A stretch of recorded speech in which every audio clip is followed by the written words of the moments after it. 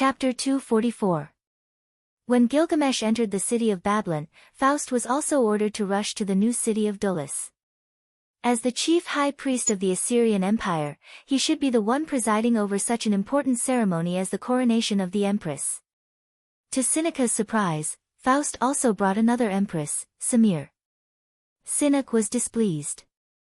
Although he didn't ask for Samir's opinion before marrying Princess Sisela, he still wanted to change the laws of the empire. He didn't want to reprimand Faust in front of everyone, so he asked Samir, "The war on the plains of Duk is not going well, why are you here?"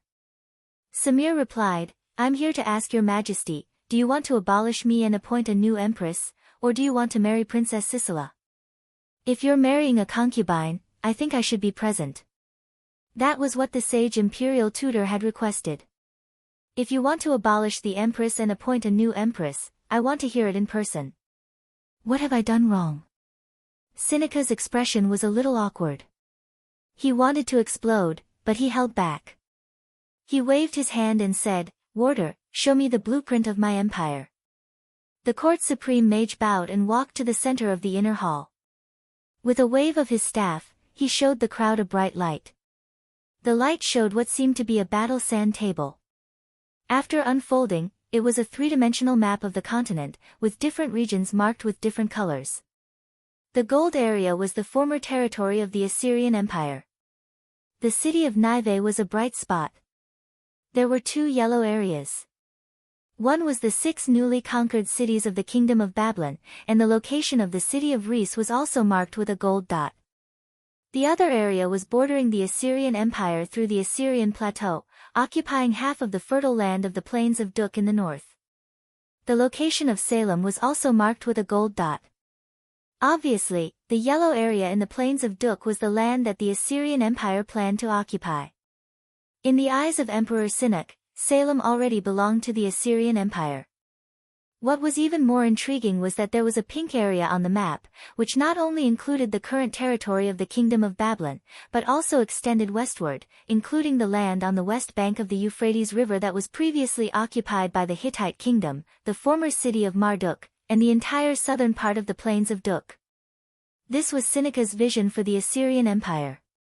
Not only did he want to control the entire Kingdom of Babylon, but he also wanted to expand his sphere of influence beyond the west bank of the Euphrates River and occupy the entire plains of Duk. At that time, it would be a great empire like never before. The Euphrates River, the Lis River, and the Saya Plateau, where they originated, would all belong to the empire. The people sitting in the inner hall were all important ministers of the empire. Other than Samir, Faust, and White, there was also the Prime Minister Alpha and the leaders of the two frontline armies. Seneca pointed at the blueprint and said to Samir, "Do you see the positions of the 3 gold dots on it?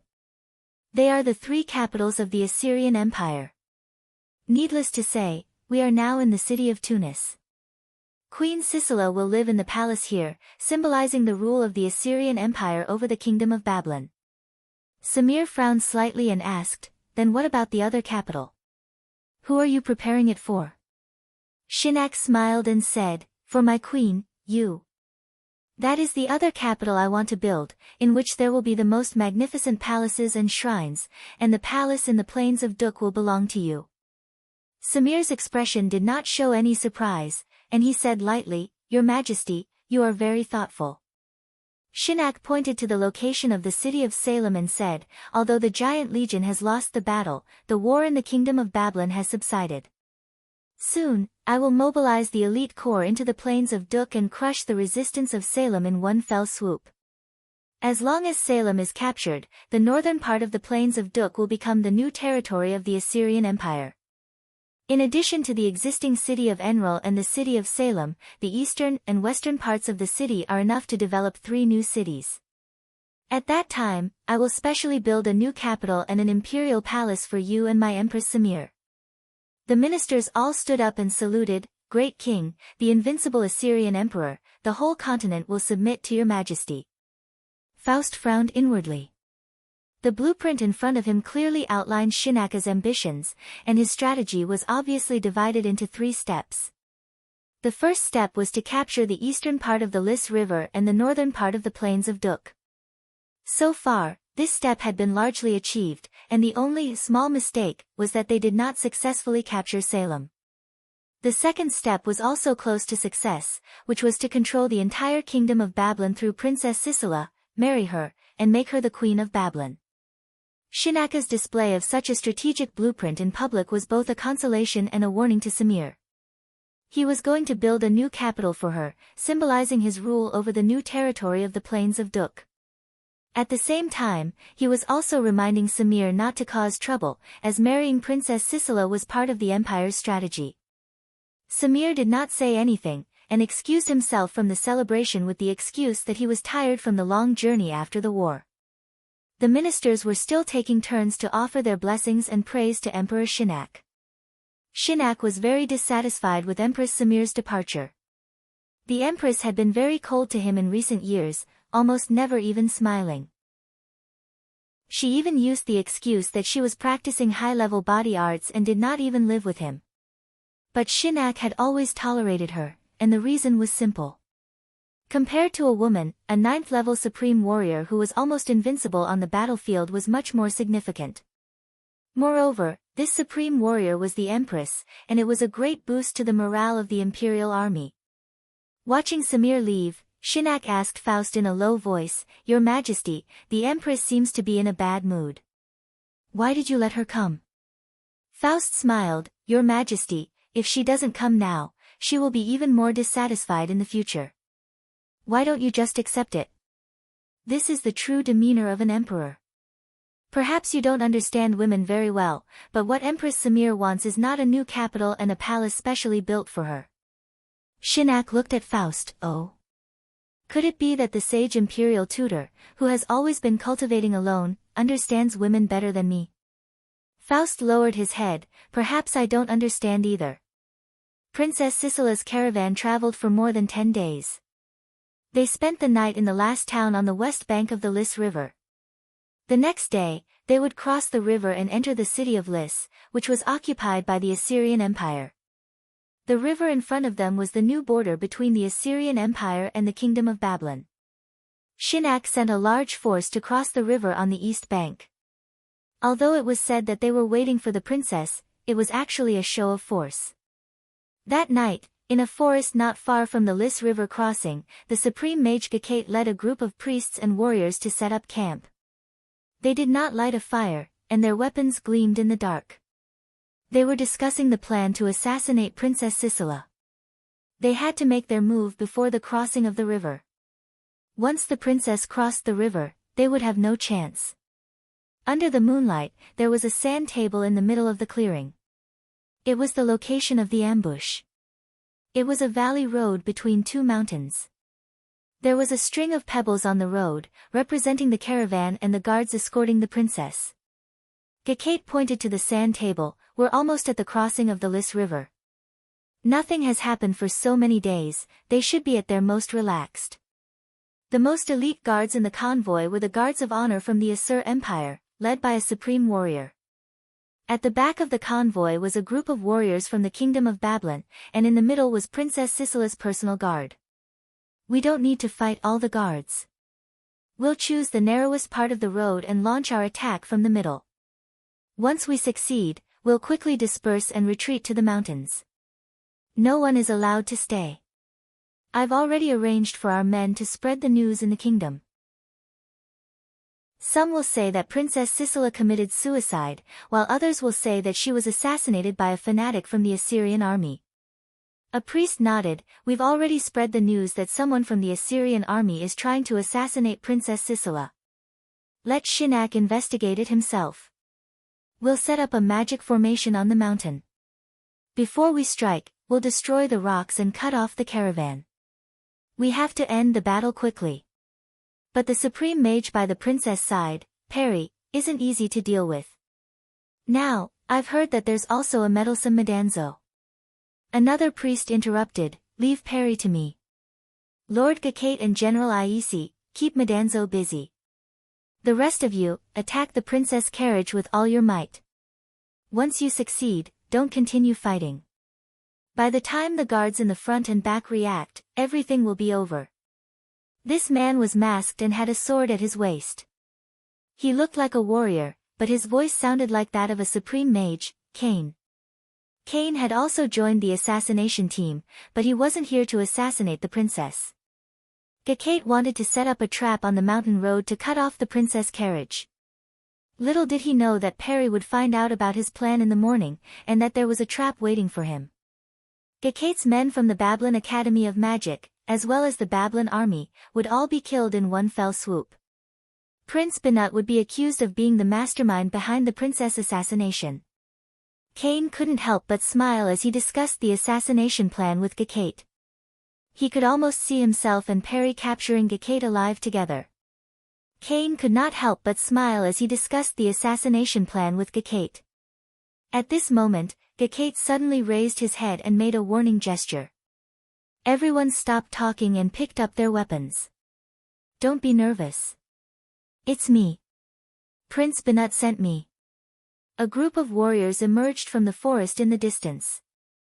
Behind them were a dozen or so priests. In the middle of them was the head of the Babylon army, General Robin of the kingdom. Surprised, Gacate put away his staff and bowed. "How did you find this place, head of the legion?" Robin replied, "His Highness already knew what you wanted to do." A group of priests and warriors suddenly disappeared. How could it not attract attention? "He ordered me to keep an eye on you. His Highness has forgiven you for the assassination of the princess, but you must stop immediately." Gacate said anxiously, "But you should know why I'm doing this. Now that everything is ready, we just need to." Robin interrupted him firmly, "I've already found this place. Can you guarantee that the Asur Empire hasn't thought of this?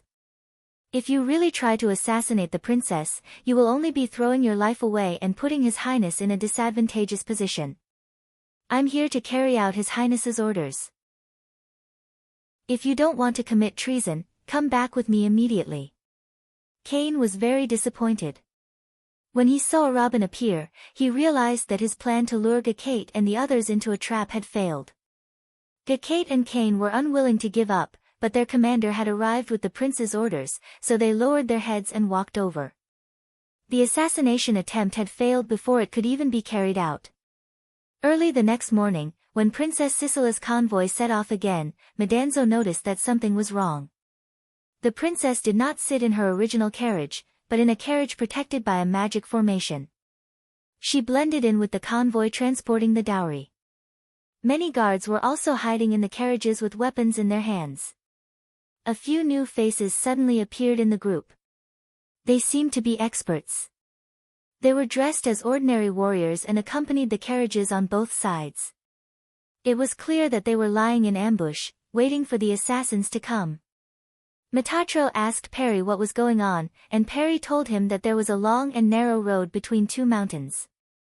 It was the most suitable terrain for an ambush, so they had to make preparations in advance to prevent any accidents. Madanzo did not say much. Today was probably the last day he would be escorting Princess Sisela. He was here to protect the princess, so it was better to be prepared. Not long after the convoy set off, they entered a long and narrow valley with steep cliffs on both sides. It was perfect for an ambush. But even when the convoy left the mountains, the surroundings were still quiet. Nothing happened. When the convoy reached the plains, another group of warriors emerged from the forest on both sides. The leader shook his head at Cripps, indicating that he too had not found anything. It seemed that not only the convoy was prepared, but there were also ambushes in the mountains. If the assassins chose to strike here, they would all be caught in one fell swoop. After leaving the mountains and entering the plains, Princess Sisela returned to her carriage. The Lys River crossing was not far ahead. Madanzo, still in his red robe, rode beside the princess's carriage on his white horse. The two groups of warriors that emerged from the forest also met up with the guards. They all heaved a sigh of relief. Just then, the sound of galloping horses could be heard again. The guards could not help but feel nervous. Madanzo looked back and saw a group of warriors bearing the banner of Prince Banut galloping towards them. They had openly displayed their banner, and Prince Banut himself was here. It was obvious that they were not here to assassinate the princess. A voice shouted, "Your Highness, Prince Banut has come to see you off. It was Robin, the commander of Babylon's army. The convoy came to a halt. Prince Banut circled around to the side of Princess Sisela's carriage. The princess lifted the curtain and asked, "My dear nephew, why are you here?" Prince Banut bowed from the back of his horse. "My dear aunt, Banut is very sad that you are going to marry far away. I was too busy with the affairs of the kingdom to see you off. Today, I have come all the way to the border. I will personally see you off at the crossing and host a banquet for the warriors of the Assyrian Empire. I will express my gratitude to you on behalf of the kingdom of Babylon." Princess Sisela smiled and waved at him. "It's rare for you to come all the way to see me off. Come, sit in my carriage. We will go to the crossing together." Prince Banut dismounted and said, "That's exactly what I was thinking. I would like to ask to ride with you, aunt." He left his guards and boarded Princess Sisela's carriage. Apart from him and the princess, there were also the princess's two maids in the carriage. Prince Banut and Princess Sisela rode in the same carriage. Madanzo was listening attentively to what they were talking about. As soon as Prince Banut sat down, he said calmly, "My aunt, one of my men tried to assassinate you. The original plan was set today. Fortunately, I discovered it in time and stopped it." Princess Sisela did not know what to say. She sighed and lowered her head. "I can understand why they did that. Thank you for stopping it. Perhaps it would be better for your position in the kingdom if they succeeded." Prince Banut shook his head and said, "No matter what happened between us in the past, you are innocent right now. On the other hand, your marriage with Sinak may not be a bad thing for the kingdom of Babylon." Princess Sisela glanced at her nephew, who was 2 years older than her, and said meaningfully, "Your men tried to assassinate me, but not only did they not succeed, they also did you no good. If you are really that scheming, make sure to be more careful next time. Don't let them prepare in advance and turn it into a trap for you." Both Prince Banut and Madanzo were shocked. Princess Sisela's words were clearly reminding them that the assassination plan had been leaked long ago. How could there be a spy from the Assyrian Empire in such a secretive operation? It was a sad reminder. Princess Sisela was also hinting to Banut that if he really wanted to assassinate her, he should not have made such a mistake. If he did not have the ability, he should not have done such a thing. If he could not do such a thing well, how could he be a competent monarch in the future? The conversation between Princess Sisela and Prince Banut was clearly heard by Peri and the Assyrian Empire's spies. If Prince Banut wanted to send her any message, even if it was just a piece of paper, the detection magic circle in the carriage would be able to detect it at any time. There was no chance for them to discuss any conspiracy. When the convoy arrived at the ferry, Prince Banut personally helped Princess Sisela out of the carriage. At this moment, Princess Sisela's expression suddenly froze. Banut really did have a plan. He helped her out of the carriage. When he let go, he gently touched the back of her hand. Something was missing from her hand, but at the same time, something was added. Chapter 245. It was made by Ammonius with the venom he had obtained from Scorpion V. Normally, the venom would not leak out. But if you take it off and break it, it will form a sharp thorn that can cut through the skin. It was prepared for Sinak. Ammonius gave it to Gilgamesh, who in turn gave it to me.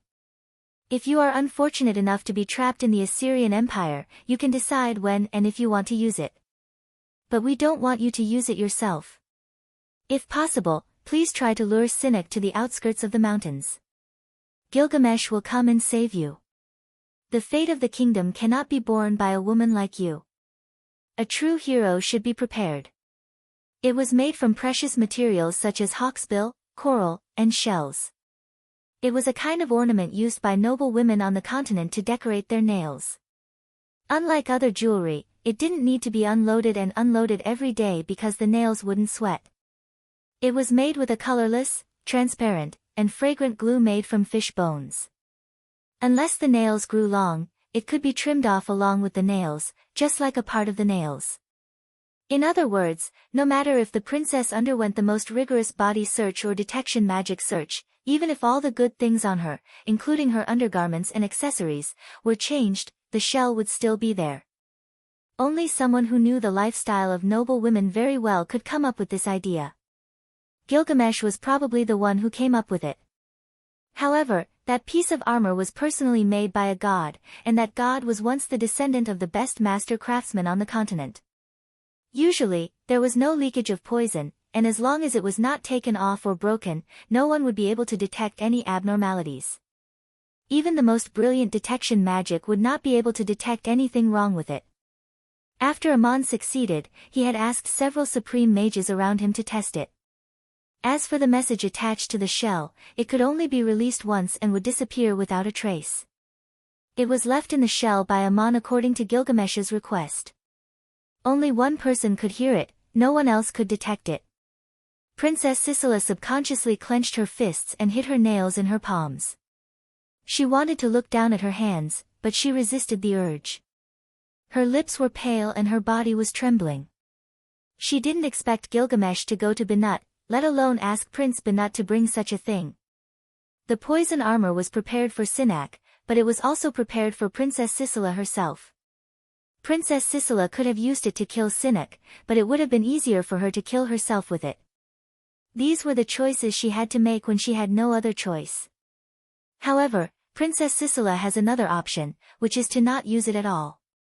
Gilgamesh had said that he did not want to see her use it. What, then, did Jill mean? The message also mentioned the hope that she could lure Sinak into the wilderness and he would come to her rescue. If Princess Sisela could have escaped, she would have done so long ago. But now, she had no other choice. The message was clearly hinting that someone was looking for an opportunity to assassinate Shinnok. She was hoping that Princess Sisela would create that opportunity. Was Gilgamesh trying to assassinate Sinak? Did he trust her that much? Wasn't he afraid that she would tell Sinak? What should she do? Princess Sisela was in a trance before she crossed the river. Even when Prince Banat hosted a banquet for the Assyrian Empire's wedding procession, she excused herself by saying that she was tired from the journey. After the banquet, Princess Sisela crossed the Lys River. Madanzo bid farewell to her. The princess expressed her gratitude and respect to the brave warrior, and gave him the pure white horse. But Madanzo noticed that the princess was distracted as she spoke, as if her mind had drifted far away. He watched as the princess's ship safely reached the other side of the river under the escort of the warrior warships. Then, he left on his white horse.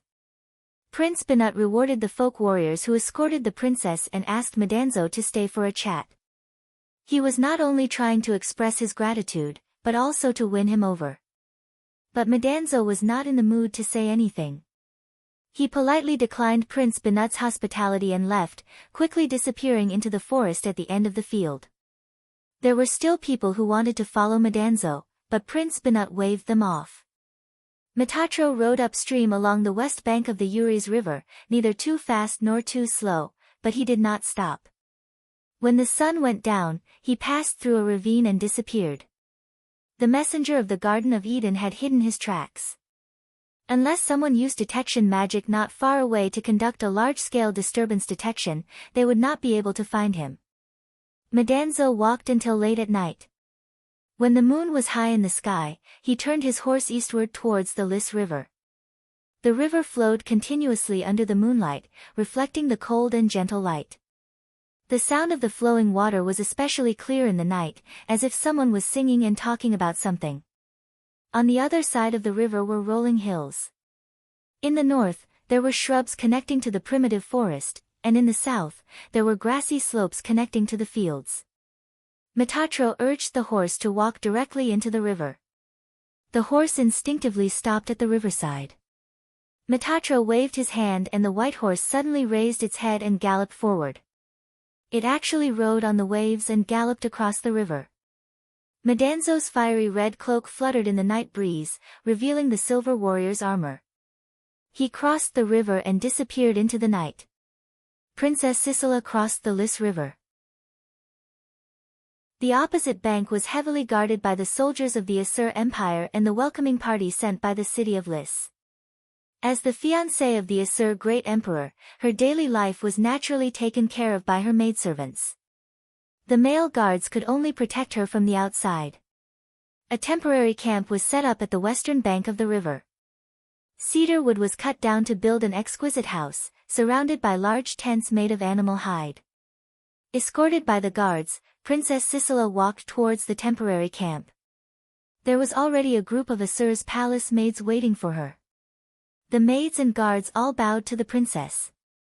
In the middle of the group stood a pen pal. She was also a woman, but she looked even more muscular than the burly men. The princess was tall and slender, but her height only reached her shoulders. She was a mighty female giant. She did not wear the clothes of a palace maid, nor was she dressed like an armored warrior. She looked very conspicuous. The princess also noticed one thing. Be it the palace maids or the guards, none of them dared to approach the female giant. There was no one within 5 steps of her. As the crowd bowed to her, the princess stepped forward and asked, "Who is this? Why isn't she bowing to me?" The officer of the Ministry of Interior who had accompanied Princess Sisela to the camp looked embarrassed and a little scared. He was about to explain when the female giant heard the princess's words and said in a loud voice, "Your Royal Highness, I'm Ili. I'm here to protect you and to keep an eye on you. If I don't want to, I don't even have to bow to Sinek. This is the special permission of the Assur great emperor. From now on, until you officially marry Sinek, you must listen to my orders. As for whether you are happy or not, I don't care." Krips, the supreme warrior behind the princess, couldn't help but frown. He had always been the commander of Sineka's imperial guards, but he had no idea where His Majesty found such a woman. He had never seen her before. But judging from the aura she exuded, she was at least a supreme warrior stronger than him. Was she sent by Queen Samir? Krips pondered to himself, but he didn't dare to say anything. What Krips didn't know was that this female giant Ili was actually a god, the flying bull goddess worshipped by the Assyrians. In the pantheon of gods, she wasn't a true god, but a 9th-level divine emissary. When the Assur great emperor built the Temple of Enril in Lisbon, he prayed to the gods and reported his plan to marry Princess Sisela. As a result, Enril sent a divine emissary to assist and protect him. 9th-level divine emissaries who had passed the test of endless arising and ceasing cycle were known as gods in the mortal world. Many of their habits were the same as the real gods, and they were unwilling to directly intervene in the battles of the mortal world. Why would they come here to monitor the princess? In fact, it was Ili who took the initiative to ask Enril. Her twin sister, the flying bull goddess Zhu Xian, was shot down by Gilgamesh during the battle between the Legion of Leng and the Legion of Giants. Princess Sisela didn't know about this, but she felt surprised and wronged. Did Sinek send such a person to pick her up to give her a show of strength? As a princess, she had never been treated like this before. The enchanting Princess Sisela was charming, but the female giant Yi-Wu didn't have the slightest bit of tenderness for the fairer sex. Under her supervision, Princess Sisela entered the house made of cedar wood. Hot water was already prepared in the back hall, and palace maids were standing by the big wooden tub with clothes and brand new accessories. Yi-Wu said with a straight face, "Your Highness, please take a bath and change your clothes." Her tone left no room for negotiation. As soon as the door was closed, she ordered the princess to take off her clothes and everything on her body, including her accessories. As the princess bathed, the female giant stared at her like a tiger watching its prey. She even ordered the princess to remove all her clothes and accessories, not even her earrings. Princess Sisela's charming body was like a perfect work of art. Her fair skin was sprinkled with roses, and the petals of her petals glowed in the warm water. It was as if she was the most charming man in the world. Even the palace maids who served her in the bath were admiring her. But Yi-Wu's gaze was as if she was looking at a block of wood. She kept staring at the princess's private parts, giving her goosebumps. When the princess was finally done with her bath and grooming, she changed her clothes into brand new clothes prepared by the Assyrian Empire. Although they were luxurious, it was obvious that the Assyrian Empire was wary of the princess. He wouldn't allow the princess to hide anything that could be used to assassinate him. Fortunately, after the bath and dinner, Yi Wu didn't feel too embarrassed. Princess Sisela didn't ask where her clothes and accessories went. Only the ornaments on her nails were still there. The next day, they set off again for Lizi. Princess Sisela was still sitting in the same carriage, but the guardian hero was no longer Metatro riding a white horse, but Ili, the female giant walking with her head held high. When the carriages entered Lizi, there was a grand welcoming ceremony. The Assyrian Empire personally came out to welcome them. Under the watchful eyes of the crowd, Princess Sisela alighted from the carriage and walked towards Sinek. Her dress fluttered in the wind, and her charming face and slender figure were like the petals of a flower in the morning breeze. Even Sineka's eyes lit up. Sinek had long heard that Princess Sisela was a famous beauty in the Babylon kingdom. Due to her identity, such rumors were often exaggerated. But this was the first time he saw Princess Sisela in person. He didn't expect her to be even more beautiful than the rumors said. Sinek couldn't help but recall the scene before the year of harvest. At that time, he saw the valiant and heroic Samir on the battlefield for the first time. It was also indescribably breathtaking, as if all the beauty and elegance in the world had been stolen by that woman. But the Lady Sisela before him had a completely different temperament from Samir. If he hadn't seen it with his own eyes, he wouldn't have believed that the beauty of a woman could reach two completely different extremes. Princess Sisela was delicate, like a gentle breeze blowing her fragrance. She made people want to spoil her, but at the same time, they wanted to tear her apart. She greatly aroused the desire of a hero to conquer and possess her. Sinek couldn't help but sigh with the feeling of being the ruler of the world. Only a great emperor like him could have such a vast territory and such beauty. While Sinek was immersed in his thoughts, Princess Sisela gracefully walked up to him and bowed. "Your Majesty, I'm here." Her voice was pleasing to the ear. There was a tinge of fear and bitterness in her timid voice. Sinek helped her up and held her arm. "My princess, the future empress of the empire, I've been waiting for you for a long time. Everyone has been waiting to welcome you, to praise your beauty and my achievements." Princess Sisela grinned. "I've been a little worried before I came. The rumors on the continent say that you're terrifying. But now that I've seen you in person, I can't believe you're so handsome and mighty." Her smile was so natural and charming that it could melt gold and iron. It made Sineka's heart bloom with joy. Sinek held the princess' hand and boarded a luxurious carriage. Escorted by the guards, they passed through the city and received the worship of the people. Naturally, there were many people in the city who followed the emperor's orders to welcome them. They sang songs of praise and cheered. But there were also many people who knelt on both sides of the street. Most of them were peasants who built the new capital. Many of them were slaves who were conquered and moved here. They were former citizens of the Babylon kingdom. Their prayers and kneeling were not out of coercion. They were completely spontaneous and sincere. Some of them even had tears in their eyes. They didn't walk towards Sinek, but towards Princess Sisela. They knew very well why Princess Sisela married Sinek. When Sinek saw this, he laughed in the carriage and said, "My princess, do you see these people? In the near future, you will become the revered queen of Babylon." Princess Sisela smiled sweetly. "I only hope that your majesty will treat them well, just like how you treat your people." "When you become my queen, and then the queen of Babylon, the people of Babylon will naturally become my subjects," Sinek said proudly. The carriage passed through the city and arrived in front of the magnificent palace.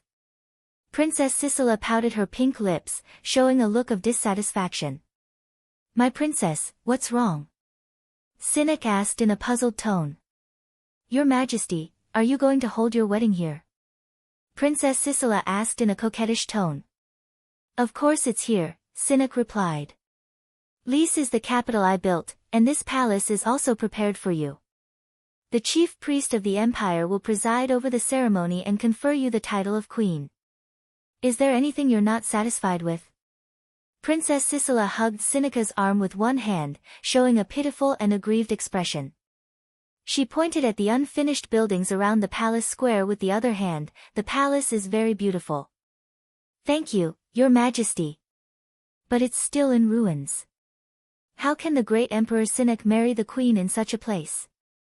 Cynica's face darkened. The craftsmen are too slow. Do you want me to punish them? I can behead the person who built the project. And replace them with a group of capable slaves. Princess Sicila covered her mouth and exclaimed, Your Majesty, are you going to kill someone on the day of the wedding? No, that will only spoil the atmosphere. Then what do you want to do? Cynic asked. Princess Sicila hugged Cynica's arm with both hands, pinching his arm with her jade-like fingers. Your Majesty, to be able to marry a hero like you is the dream of every woman on the continent. How can the invincible Emperor Cynic confer the title of queen in a half-built house? I wonder if Your Majesty has heard of my hobby. Perhaps you should hold the ceremony in a tent that symbolizes the conquest of the continent. Cynic was taken aback for a moment, then he smiled. I've long heard of your hobby. You like to disguise yourself and travel around the kingdom. You also like to go hunting in the wilderness. That's my hobby as well. Hunting is a form of training for heroes in times of peace, but war is another form of hunting. Do you want me to set up the most luxurious tent in the world and hold the wedding in the hunting grounds?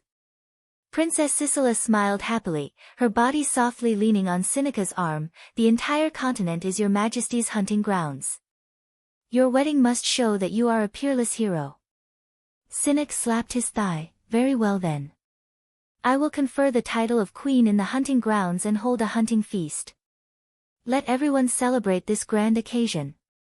Hunting was a way for noble warriors to show off their martial prowess during times of peace. Emperor Cynic was also a keen hunter, and Princess Sicila's proposal was just what he liked.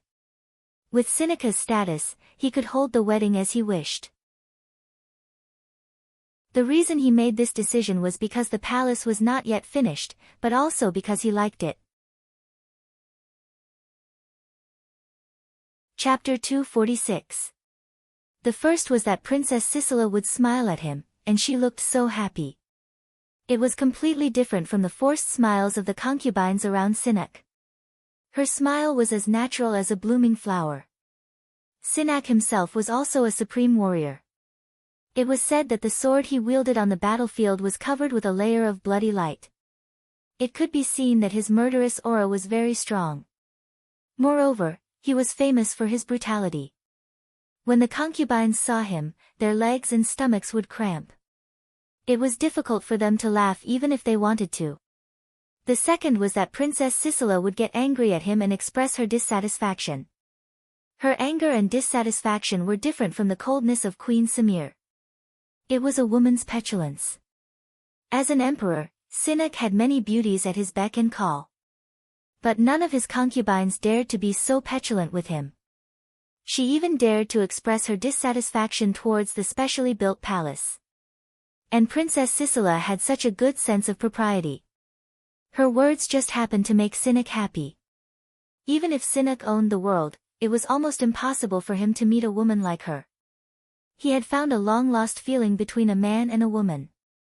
It felt so good. There was only one word to describe Princess Sicila in his arms.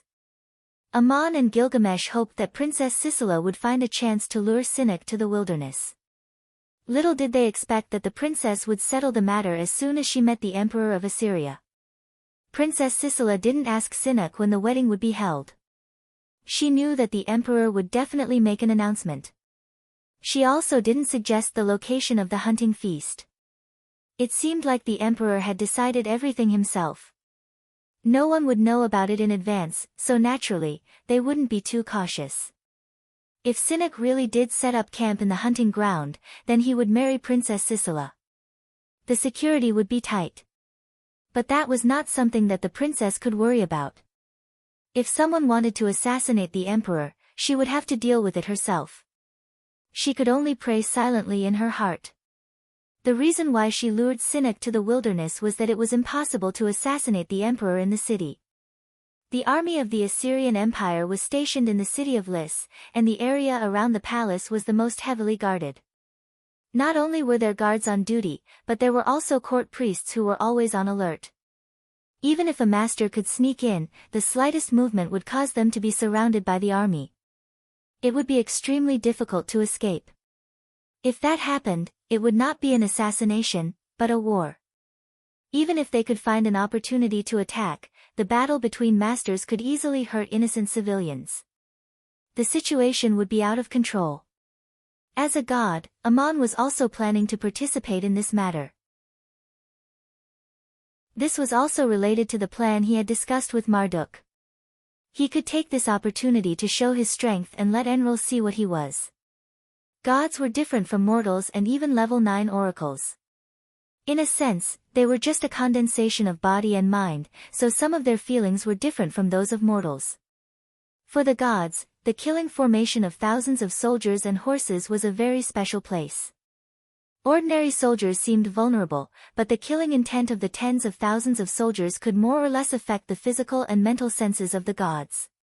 As for how strong or weak it was, it depended on the morale of the soldiers in the formation.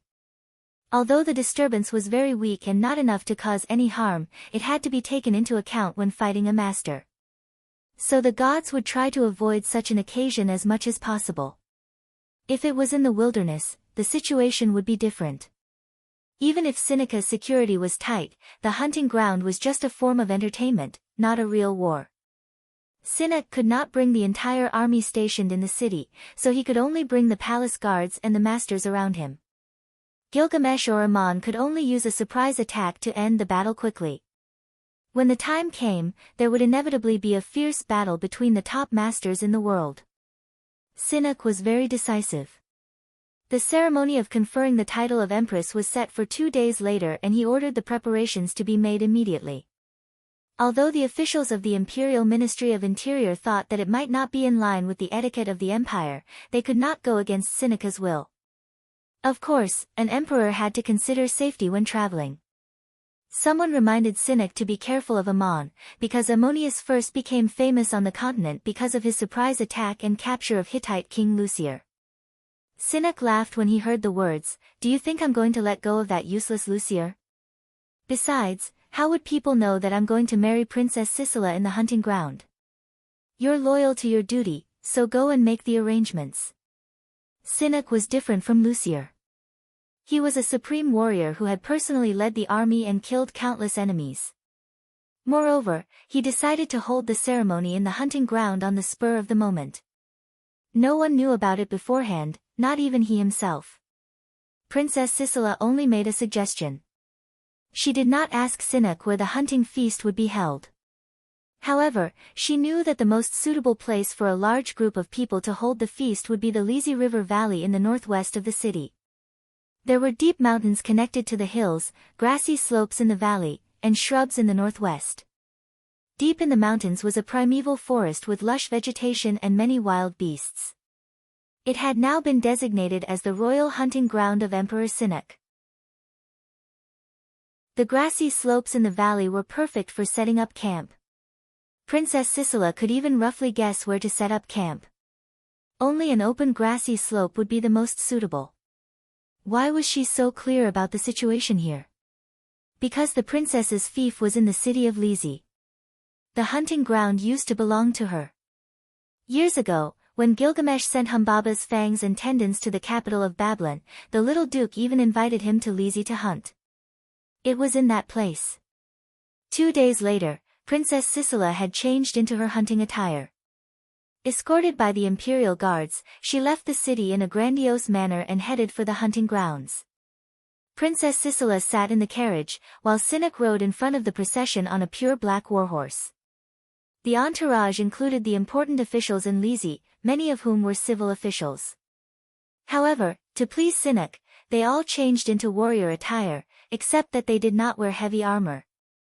As for the guards, they were of course quite strong. 500 elite imperial guards were dispatched.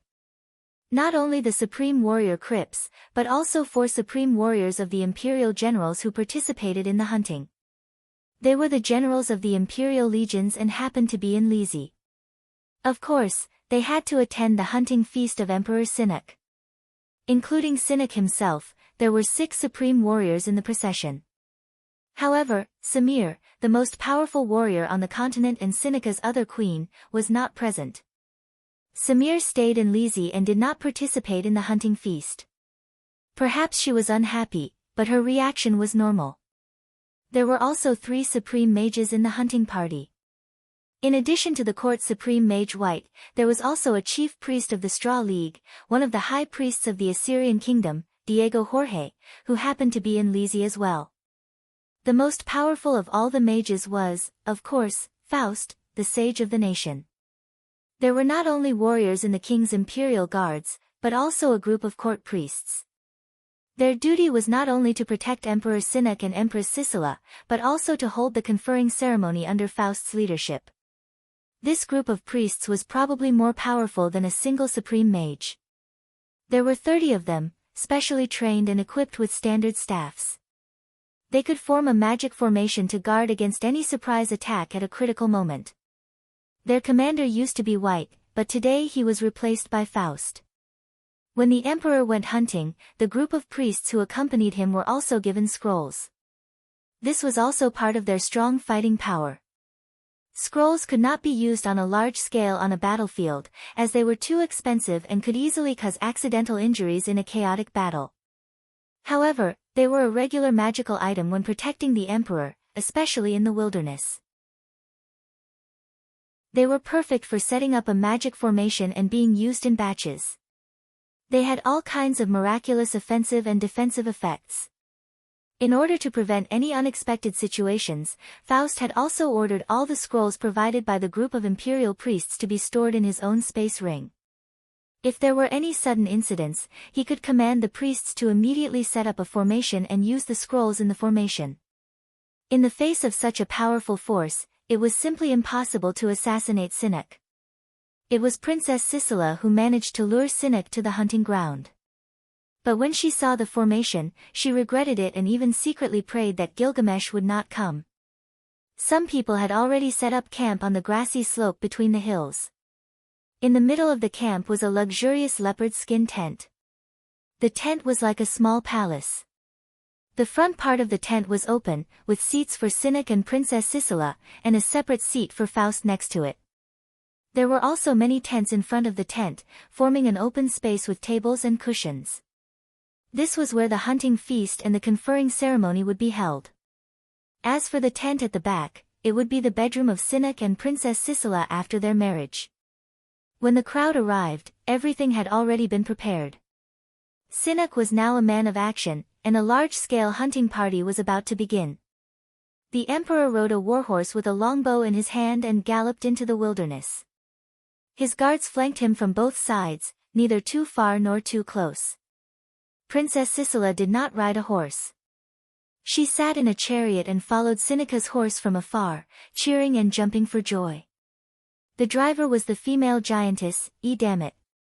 Little did Princess Sicilla know that the female giantess in front of her was the most powerful being among them.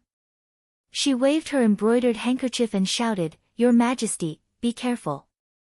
Ever since the great flood in the plains of Duk, monsters have been appearing in the deep mountains here." Cynic laughed and said, "I can't wait for a monster to rush out and kill it myself in front of you." Serving the emperor on a hunting trip was a tough job. Not only did they have to protect His Majesty from being hurt by the beasts, but they also had to let His Majesty have fun and show off his power by killing the beasts. Fortunately, Cynic himself was a supreme warrior. Ordinary beasts could not hurt him at all, which saved him a lot of trouble. In fact, some warriors and priests had already arrived at the forest in front of them. They were hard at work carrying out 2 tasks. One was to check if there were any assassins lying in ambush in the mountains, and the other was to drive the beasts out of the mountains. Otherwise, the beasts would have been scared away by such a huge commotion in the wilderness. How could Cynic continue his hunt? Cynic was indeed brave. He drove the frightened beasts out of the forest, and his arrows did not miss their target. He killed 5 deer, 3 antelopes, a leopard, and 2 bears in a row. The warriors on both sides of him also had their own kills. The grand hunt finally came to an end when the horses were tired and their nostrils were puffing white smoke. The game was transported back to the camp, washed and cooked before being served at the banquet. The tired officials escorted Sinek out of the wilderness and back to the camp. If someone wanted to assassinate Sinek, the most dangerous moment had passed. Most of the guards in charge of security were relieved. Sigh. It was already afternoon. The ceremony to confer the title of Empress would be held before sunset, followed by a grand bonfire banquet. Princess Sisela sat in her chariot and looked up at the sky. The expression in her eyes was either disappointment or relief. It seemed that the assassin had given up on the plan. Even the princess herself could not tell if she wanted Gilgamesh to come out or not. Just then, Eli, who was driving the chariot, suddenly turned his head to the east in the direction of the Lys River. Everyone immediately looked in that direction because they heard the clopping of hooves. It was a strange situation. Unless there were tens of thousands of horses galloping, the sound of hooves from a single horse could not be heard from so far away. But this knight had used a kind of magic, fearing that no one would know of his arrival. Everyone, including Sinek, had a strange expression on their faces. They were not nervous, but more curious. A small dot appeared on a hill in the distance. But with the eyesight of the experts, they could clearly see that it was a warrior on horseback. This person was riding a pure white horse, with a golden shield in his left hand and a golden spear in his right. He wore a bright silver armor and a fiery red cloak fluttered in the wind. There was a smile at the corner of his mouth, and the sunlight shone on his handsome face and mighty figure, making him look so energetic. Bows were nocked, swords were unsheathed, and the priests took out their staffs, ready to face the enemy. Sinek smiled and waved his hand to indicate that there was no need to be so nervous. He shouted to the newcomer, "Which hero has come to my hunting ground? If you are here to congratulate me on my wedding with Princess Sisela, I will pardon your trespass. Throw away your weapons and dismount, and you can join my hunting feast." Princess Sisela's heart was in her throat when she saw a godlike knight appear in the distance. But when the man came close enough for her to see clearly, she realized that it was Metatro. She couldn't help but feel surprised and disappointed at the same time. Medanzo replied in a loud voice, "My name is Medanzo, and I come from Shurlung." "Sinek, I'm not here to drink, I'm here to kill you." While answering, Medanzo had already galloped forward on his horse. He bent his upper body slightly forward, raised his shield in his left hand, and pointed the golden spear in his right. He was only one man and one horse, but he was in a charging stance. The sound of hooves echoed across the grassland, as if thousands of horses were galloping. Medanzo was still quite a distance away. He dashed down a hillside and then disappeared. His line of sight was blocked by a small hill. When he galloped up the hill again, his shield was already shining with golden light, making him look like a majestic god. He was really bold, so bold that there was no limit to his boldness. He actually dared to charge at so many experts. Sinek was on his way back to the camp. Some of the guards had already returned to the camp in advance to prepare for the ceremony and the feast. There were about 200 guards with him. Except for Krips, the commander of the guards, the other 4 supreme warriors were also present. Medanzo's action was both surprising and amusing, but no one dared to be negligent. 2 supreme warriors led dozens of riders to meet him, followed by the supreme mage Diego Joao, who was holding his staff high. They were the head of the legion, the commander of the vanguard, and the chief priest. They were already very familiar with each other. At this moment, it was a good opportunity to show off in front of His Majesty. Medanzo seemed to be in a charging stance, but when he was about to reach the battle range, he suddenly changed. He threw the golden shield in his hand out like a battle axe, and at the same time, leaped high from the back of his horse and swung down with all his might in midair. The shield was blocked by 2 rays of sword light in front of the cavalry formation, exploding into a ball of golden light and shattering into pieces.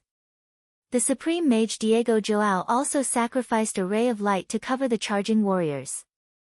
Dozens of spears whistled into the air. A golden ray of light fell from the sky, as if separating light and darkness. A powerful momentum swept away the flying spears and hit the light of the guard formation. The light was shattered, and the two supreme warriors roared and leaped high. Two arcs of sword light crossed to block the golden light, but at this moment, they heard the neighing of horses. The attack from the sky was blocked, and the warriors could still bear the aftermath of the energy, but the horses under them could not bear it and fell to the ground. Shinnok shouted, "This man is the general of Leng, be careful of the weapon in his hand, kill him." After saying that, he pulled out his sword and urged his horse to rush over. As soon as His Majesty moved, the whole formation moved. The guards were divided into two wings, and under the leadership of the two supreme warriors, they also moved to outflank the king. The court supreme mage White flew above the king in mid-air and threw two scrolls from afar. Wild wind blades erupted, and the sky was filled with blurry light. Medanzo waved his golden spear and drew a circle in the air. An invisible energy shield appeared in the air, blocking the opponent's attack. He somersaulted in the air and landed on the ground. At this time, a large group of people had rushed over and formed a battle formation. Chapter 247.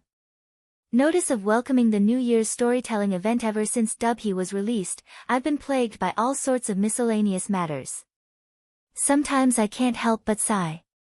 Why are there only 24 hours in a day? These past few years, I've often been busy. Perhaps I've developed a kind of tenacity to persevere in a stable state.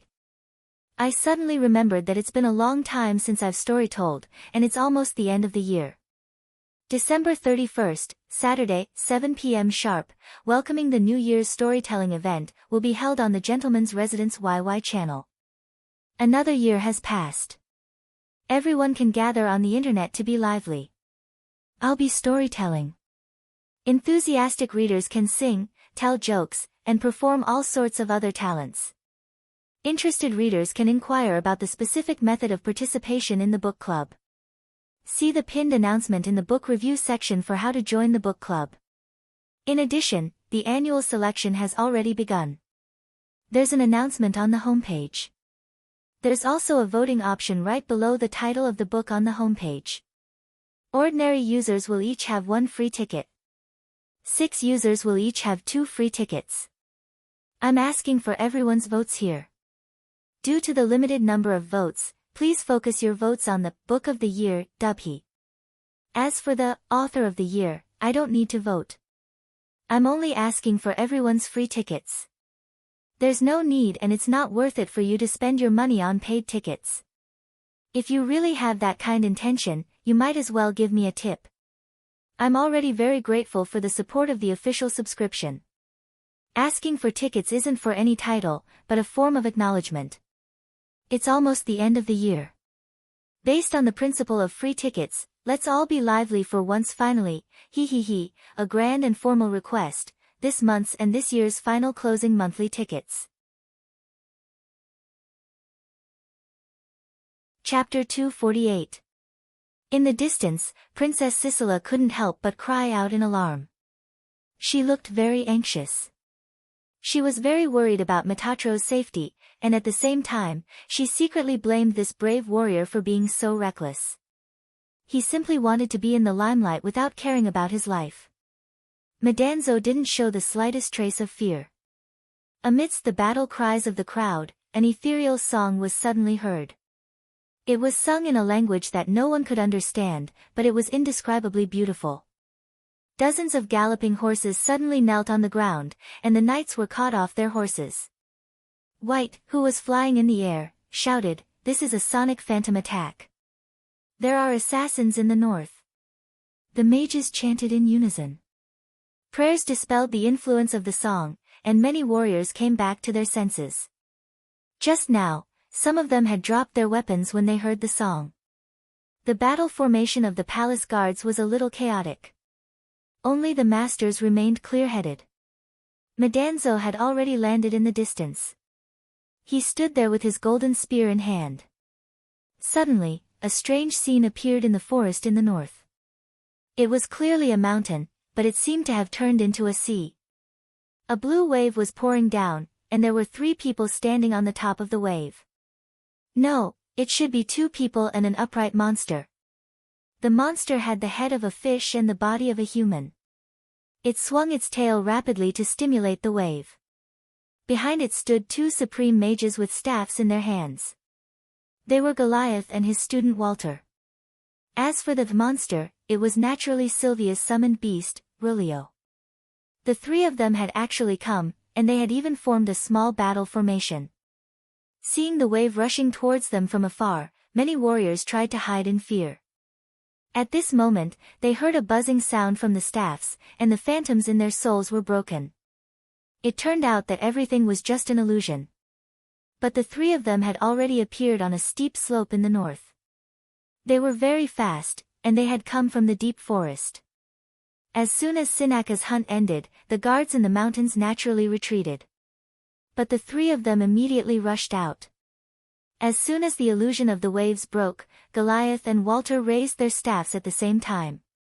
Countless spiraling wind blades shot out, diverting the rain of arrows. Rulio, on the other hand, brandished a serrated long sword, and a transparent blade aura surged towards the Assyrian imperial guards like a flying wave. The two supreme warriors swung their swords at the same time, and the arc of light cut through the transparent sawtooth blade. The imperial guards pulled out their swords.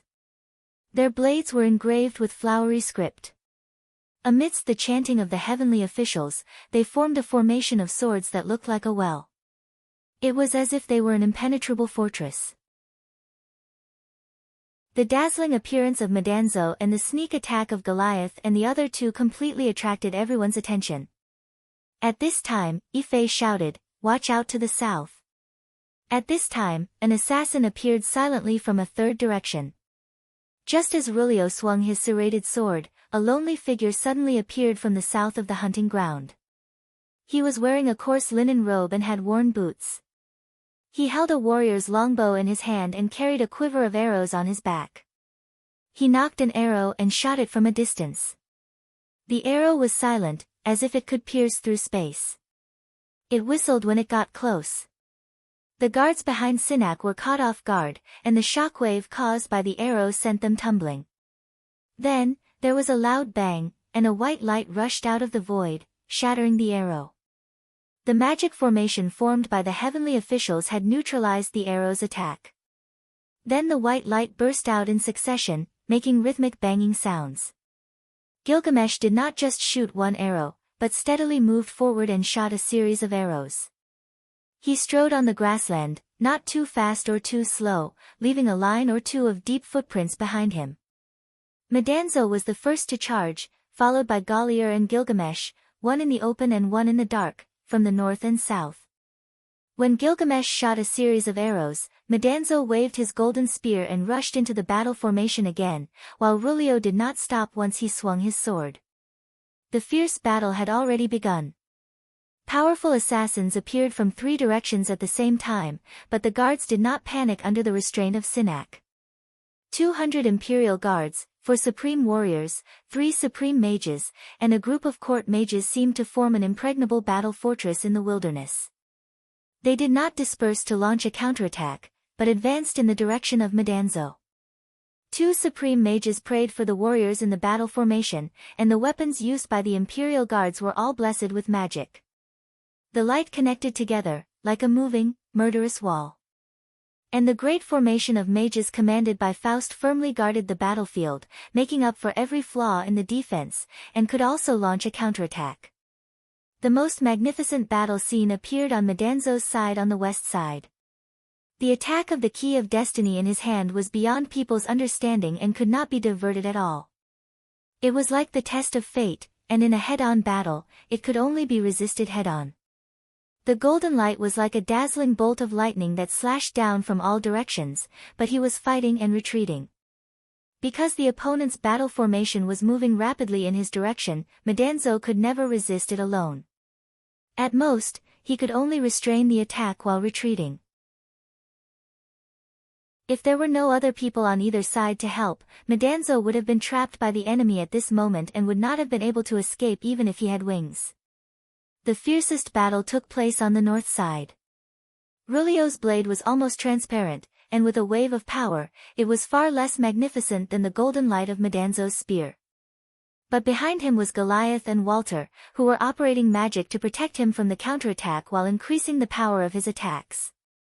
The Imperial Guard's battle formation on this side burst out a series of flashes from time to time, creating a state of intense anxiety. The calmest battle took place on Gilgamesh's side in the south. He simply walked over from afar, continuously shooting arrows. Every time he got closer, the power of his arrows would increase by a fraction as he silently shot them out. Only when they reached the front of the battle formation did they let out a whistling sound, and were constantly smashed by the magic protection and the light of various swords, leaving only bursts of energy shock waves. Princess Sisela finally saw Gilgamesh. His appearance was so simple, and he kept shooting plain arrow after plain arrow at the enemy. Sisela felt an inexplicable warmth in her heart.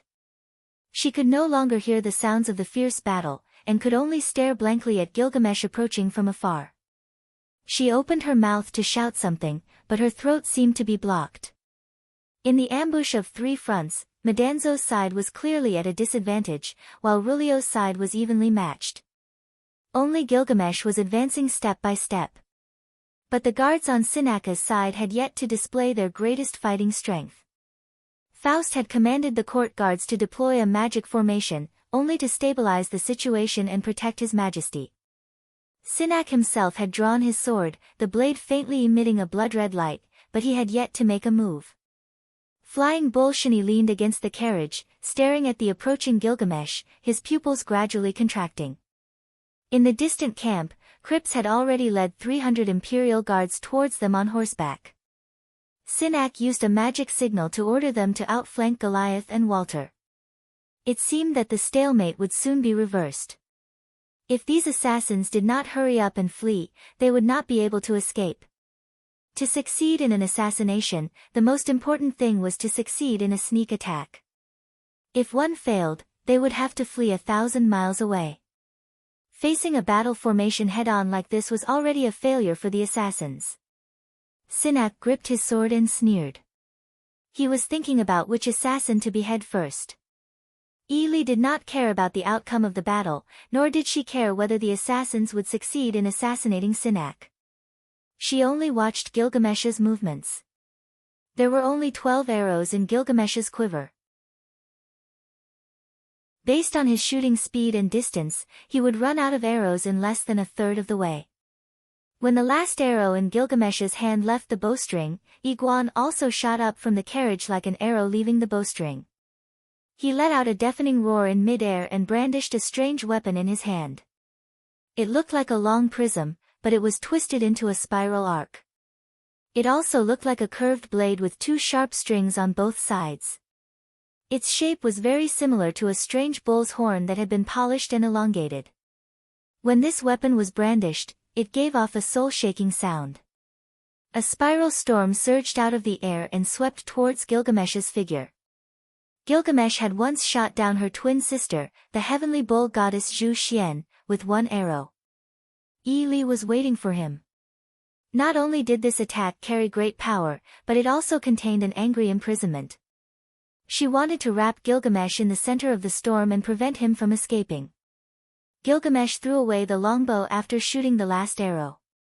If one was close enough, they could see that he was wearing a pair of boxing gloves. They were carefully made from the toughest snakeskin of Humbaba. Enkidu also had a pair of the same boxing gloves. His boxing gloves shone with a faint golden light, but the aura of power was different from that of a pure warrior like Enkidu. With a low hum, it contained a strange magic. It was as if there was an invisible armor spreading along the boxing gloves and covering his whole body. If he swung his fist, not only would there be a powerful impact, but there would also be an instantaneous high-level magic. He was ready to swing his fist to meet the storm falling from the sky. However, at this moment, there was another unexpected change.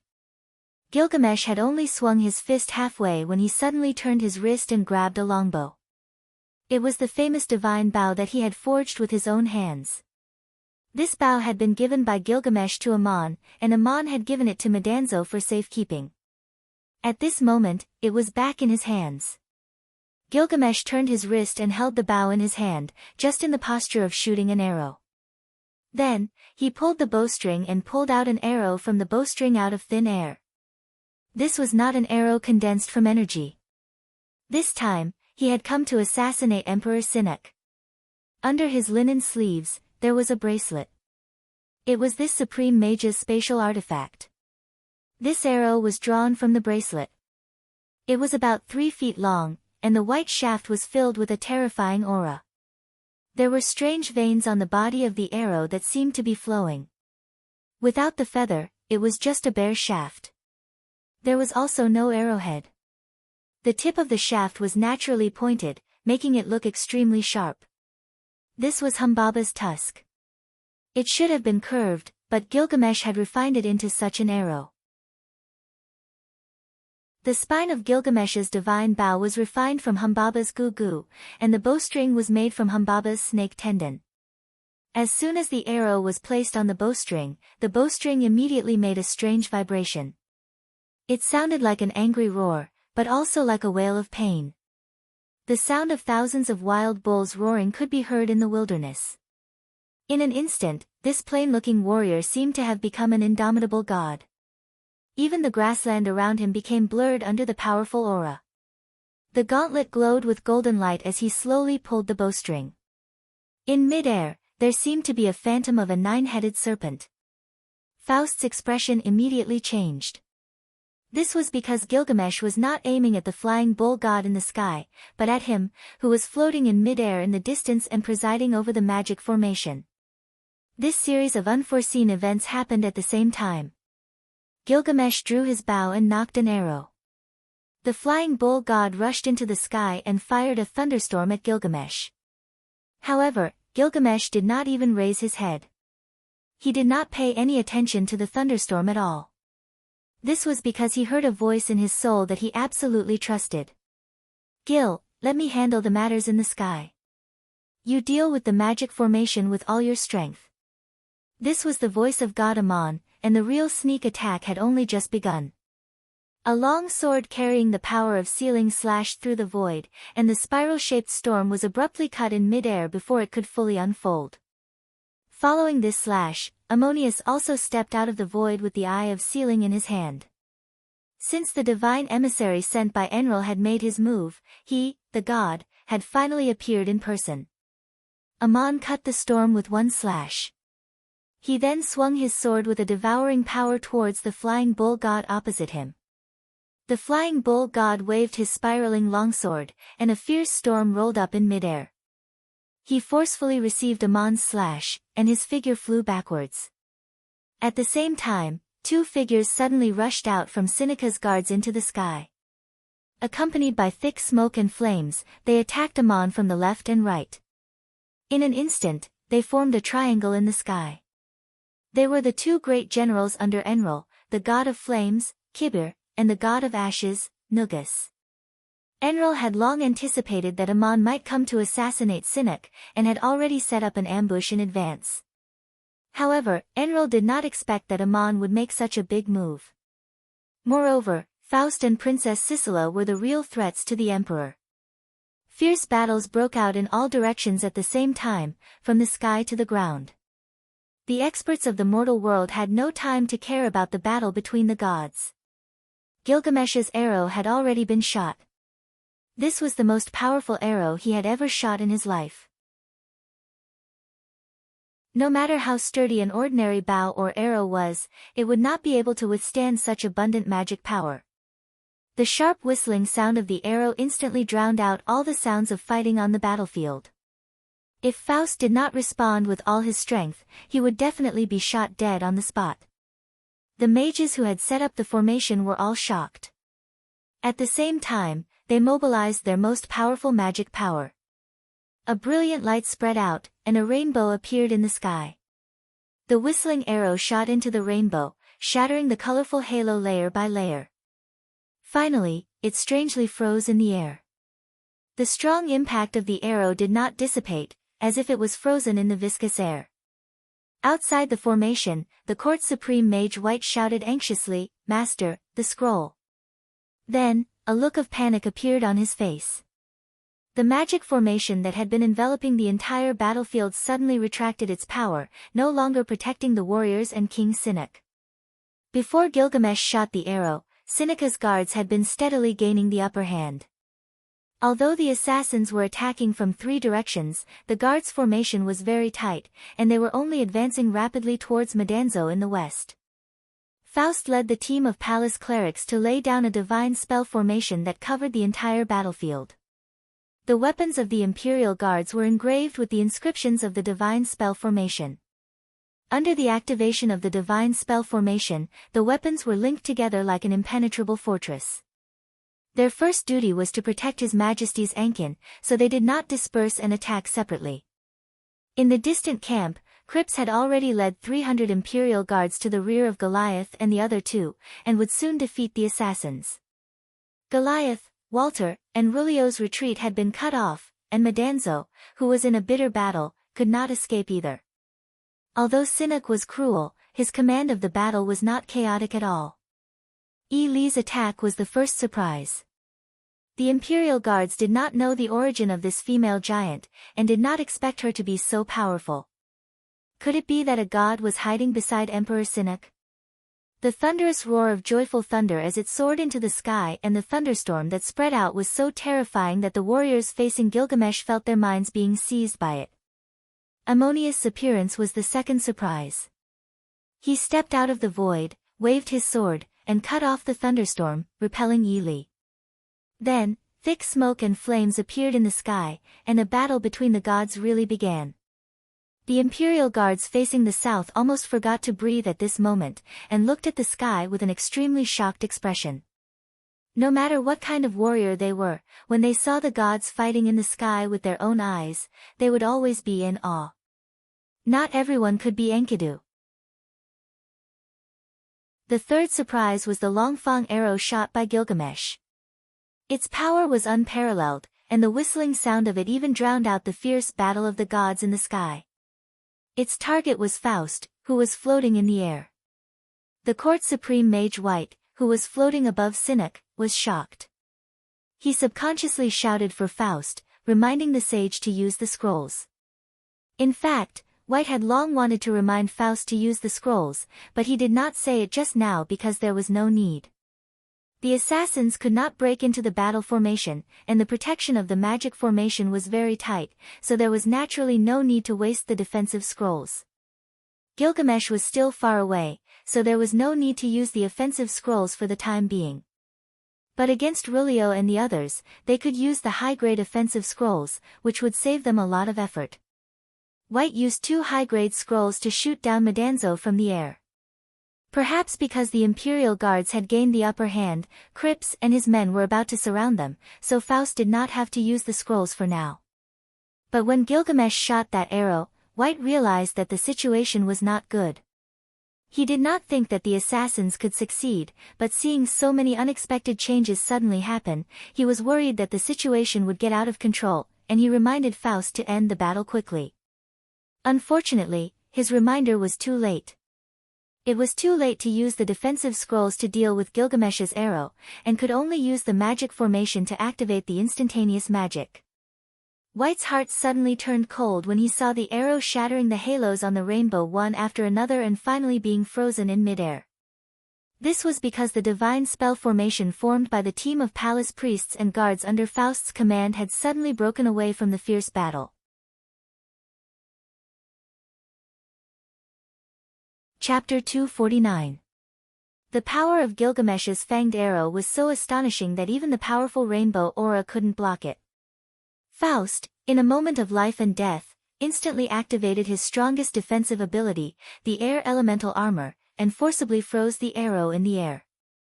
This kind of magic could solidify the surrounding air, turning the outer layer viscous until the inner layer was as hard as diamond. Moreover, Faust's operation of the magic formation was equivalent to concentrating the most powerful magic power of the 30 priests at the same time. With the instantaneous activation of the magic formation by a 9th-level supreme mage, its defensive ability was simply unstoppable. Although the air elemental armor was magical, there was an obvious limitation when using it. It would freeze the user in place. Before the magic effect disappeared, neither Faust, who was in the air, nor the priests on the ground, could move. Naturally, Faust couldn't freeze all the warriors. He only used the air elemental armor to protect himself and the 30 priests in the formation, because their magic power was circulating together. Warder realized that the situation was not good. He immediately descended from the air and waved his staff frantically. Smoke and dust rose up from the south of the formation, and stones flew everywhere. In an instant, a layer of earth elemental wall formed from sand and mud appeared. He could see clearly that Gilgamesh didn't care about what was happening on the battlefield. He still stepped forward, drew his bow, and knocked another fanged arrow. This arrow could no longer hurt Faust, but Faust would become a target in the air. Warder, who had encountered the sudden change, didn't forget his duty. He instantaneously released magic to protect the formation, but as an 8th level mage, he couldn't stop Gilgamesh's second fanged arrow at all. The cause and effect of this series of changes were very complicated to explain, but it all happened in the short time that Gilgamesh took 3 steps forward. The guards facing Gilgamesh were still looking up at the sky, dumbfounded. The magic formation connected to the defense of the formation suddenly disappeared. The light emitted by their weapons also disappeared, and a cloud of smoke and dust gushed out in front of them. Gilgamesh's second fanged arrow was shot horizontally towards Sinaka's position. No matter how many obstacles there were in the middle, it flew straight towards the target. With the sound of a huge wave, a hole appeared in the half-solidified earth elemental wall. The huge wave of impact swept 5 or 6 royal guards who could not react in time into the air. The speed of this fanged arrow did not slow down at all, and with a whistling sound, it arrived in front of Sinak. Sinak was indeed a supreme warrior who had killed countless enemies. He let out a strange roar, jumped from his horse, and swung his sword. Sinaka's sword, glowing with a blood-red light, collided with the tip of the arrow. Time seemed to freeze for a moment, and then there was an explosion of blood. Cracks appeared on both the heavy sword and the long arrow, and a powerful shockwave erupted from the point of impact. Sinaka's warhorse was sent flying, and the emperor himself was sent flying backwards. Even Enkidu would have to use his full strength to take this arrow from Gilgamesh. Although Sinak could block it, Sinak was still had. The most unlucky one was the supreme mage Wyatt. He had just cast the earth elemental wall and fell from the air when Sinaka's burly figure was sent flying by the explosion of a huge shock wave. The poor supreme mage could not use any instantaneous magic to harm his majesty, who he was supposed to protect. In a moment of hesitation, he was hit hard by Sinak, breaking his tendons and bones on the spot. He was the first to die. As soon as Sinak landed on the ground after knocking Wyatt away, he gripped his saber tightly. The southern and central lines of the formation were in chaos, but Gilgamesh didn't give him any chance to catch his breath. He immediately fired another arrow. This arrow was simply beyond the imagination of the people. Even a god like Ammon had never seen such archery. If Gilgamesh had shot an arrow like this in the Battle of Kenmet, Ammon might not have had the chance to become a god, because it would have been difficult for him to survive. With a twang of the bowstring, the divine art that shocked the world suddenly disappeared, leaving only a strong shock wave in the air. What Gilgamesh shot was not the fanged arrow, but himself. His figure shot out like an arrow, and before anyone could react, he shot himself into the enemy's formation through the gap created by the arrow just now. Just as Sinak stood still, Gilgamesh's arrow arrived. His glove flashed with golden light as he swung his fist. Even though Sinak had been through hundreds of battles, he had never experienced a situation like this. He hurriedly held his sword with both hands and slashed with all his might. Gilgamesh's fist hit the tip of the sword, and the glove, made of Humbaba's toughest snakeskin, cracked. Blood spurted from his white knuckles, and the sound of bones breaking could be heard. This punch also shattered Sinaka's heavy sword, which was flashing with a bloody light. His body flew forward, and his fist landed on Sinaka's chest. With a bang, Sinaka's clothes from his chest to his chest turned into countless flying butterflies, accompanied by a flash of light, which was also mixed with flying fine armor pieces. The emperor was wearing a soft armor that also had the effect of divine magic, but it could not withstand Gilgamesh's attack. With a strange cracking sound, a large part of Sinaka's chest caved in. He spat out a mouthful of blood and was sent flying backwards. If Faust's grand priestly formation hadn't been frozen, then even if Gilgamesh had transformed himself into a sharp arrow, it would have been very difficult for him to reach Sinak in the center of the formation. But there were no ifs. Gilgamesh did not even spare the Assyrian emperor a glance after sending Sinak flying with a single punch.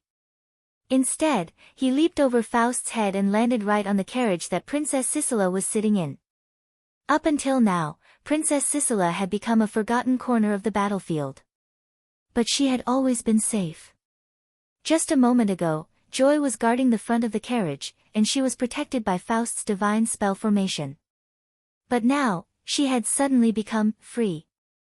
Gilgamesh did not shake the reins or whip the horses, but the two horses neighed at the same time, as if they were stimulated by a powerful force.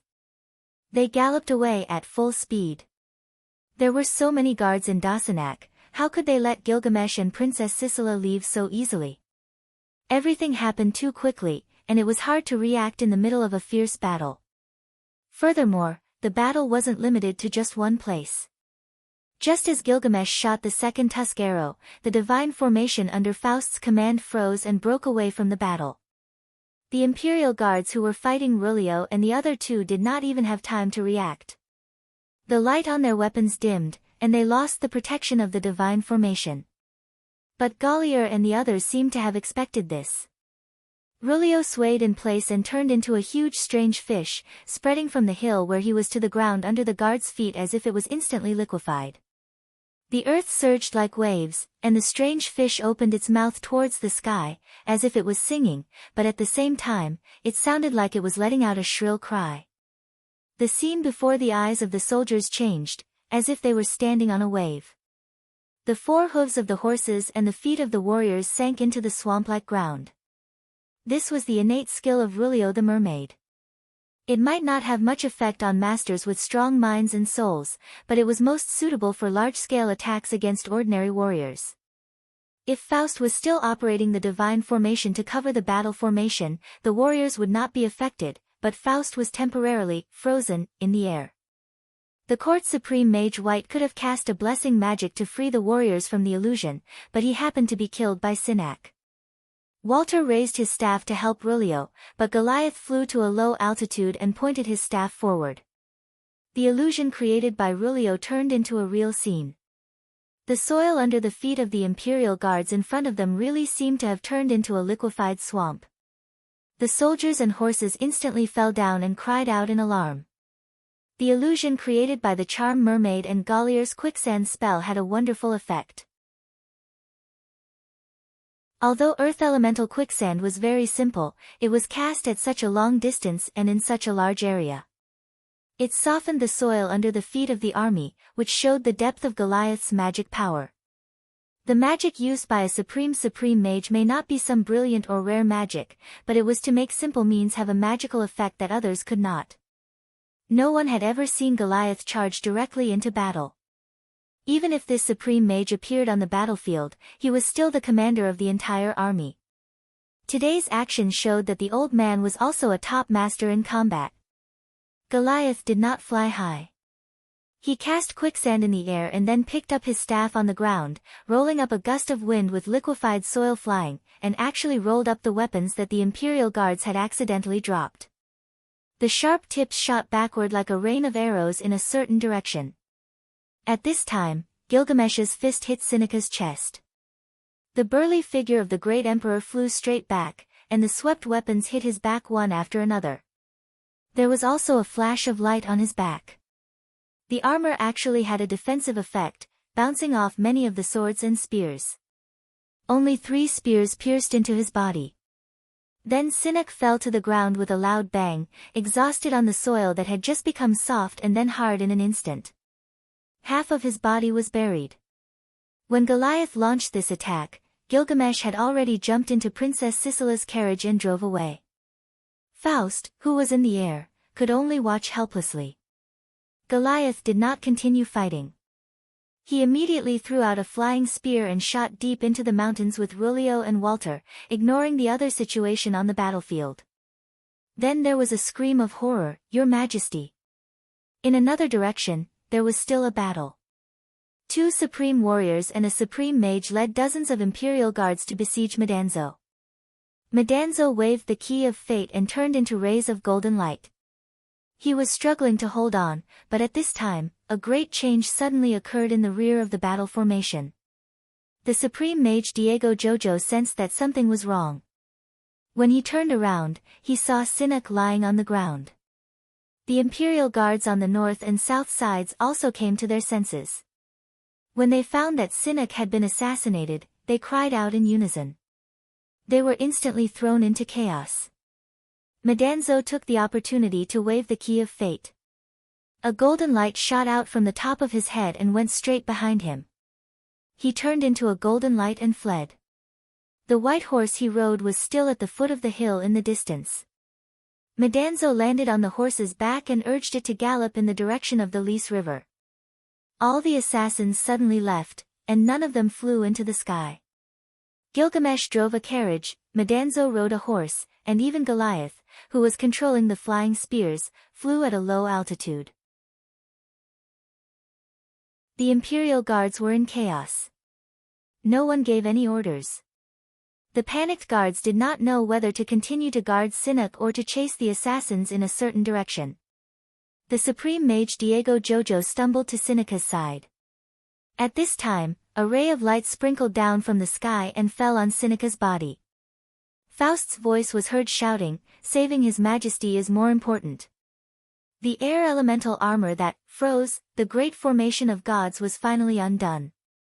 Although it was a short time, it seemed so long. When the great formation of wood was restored to its original state, everything was over. The light sprinkled on Sinnoh's body. His body floated up from the soil very smoothly. His sunken chest miraculously recovered to its original state. The 3 spears stuck in his back also seemed to be pulled out by an invisible hand, but there was no trace of blood. What a miraculous healing magic this was! Faust was operating the magic formation with all his strength. The bewildered imperial guards did not even dare to breathe at this moment. Diego Jojo cried out in surprise, "His Majesty is still alive." Sinnoh was indeed still alive. He spat out a mouthful of blood with his eyes closed, showing signs of life.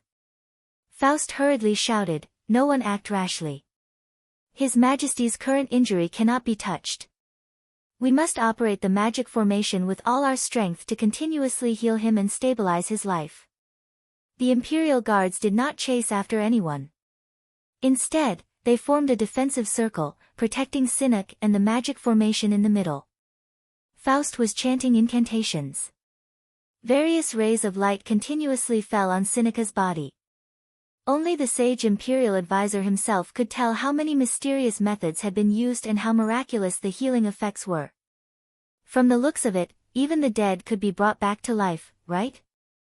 Everyone could only pray in their hearts. The supreme warrior Crips finally arrived at the battlefield with 300 imperial guards from the camp, but they were already too late. Diego Jojo shouted from afar, "Rein in your mounts. Everyone dismount. Don't shake the ground. Save His Majesty's life." Sinnoh's signs of life were so brittle and weak that even the shaking of the ground could kill him. How could Sinnoh still be alive? Gilgamesh was born with divine strength. Using the acceleration from the divine bow, he shot out like an arrow. His fist landed solidly on Sinnoh's chest, enough to collapse a small hill.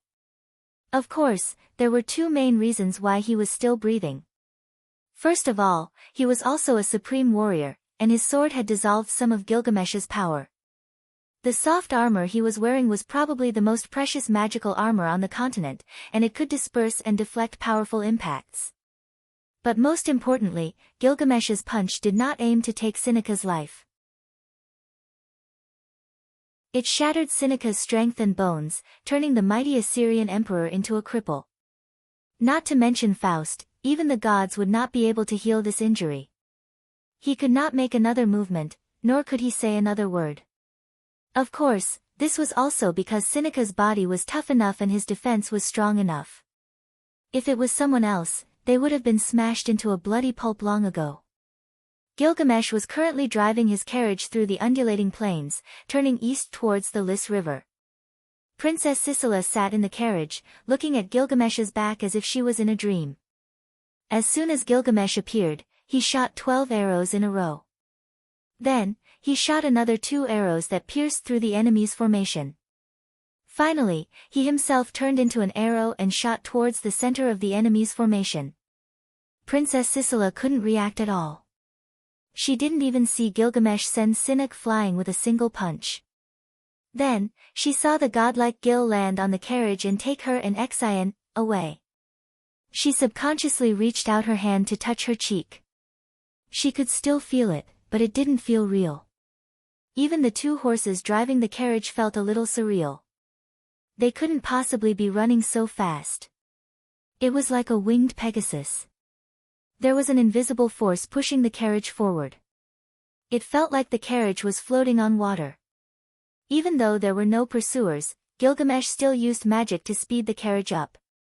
According to Amon's plan, they were to leave the battlefield as fast as possible after they succeeded. They were not to fly into the sky. The gods might interfere in this assassination. As for the gods, they would leave it to Amon and Amon to bring up the rear. The Lys River was right in front of them. Suddenly, the 2 horses felt their hooves and the carriage behind them sink. The strange force disappeared. The carriage slowed down abruptly. Princess Sisela, who was sitting in the carriage, was caught off guard and fell into Gilgamesh's arms with a cry. It turned out that Gilgamesh had turned around and stood up, hugging her. The princess's eyes were wet and her face was flushed as if she was drunk. Her cherry lips parted slightly as she murmured in his arms, "Gil." Gilgamesh reached out and gently sent her back to her seat. "Sit tight," he said in a low voice. Then, the hero steadied himself on the shaft of the carriage, raised his left arm towards the sky, and grabbed the divine bow out of thin air. Then, he put his right hand on the bowstring and pulled out a long fanged arrow covered with strange patterns. Princess Sisela sat in the carriage and looked up at Gilgamesh. She seemed to be intoxicated. She looked like a love-struck fool. She didn't know what Gilgamesh was trying to do by pointing the bow at the sky. She didn't even have the heart to think about it. She only had eyes for him.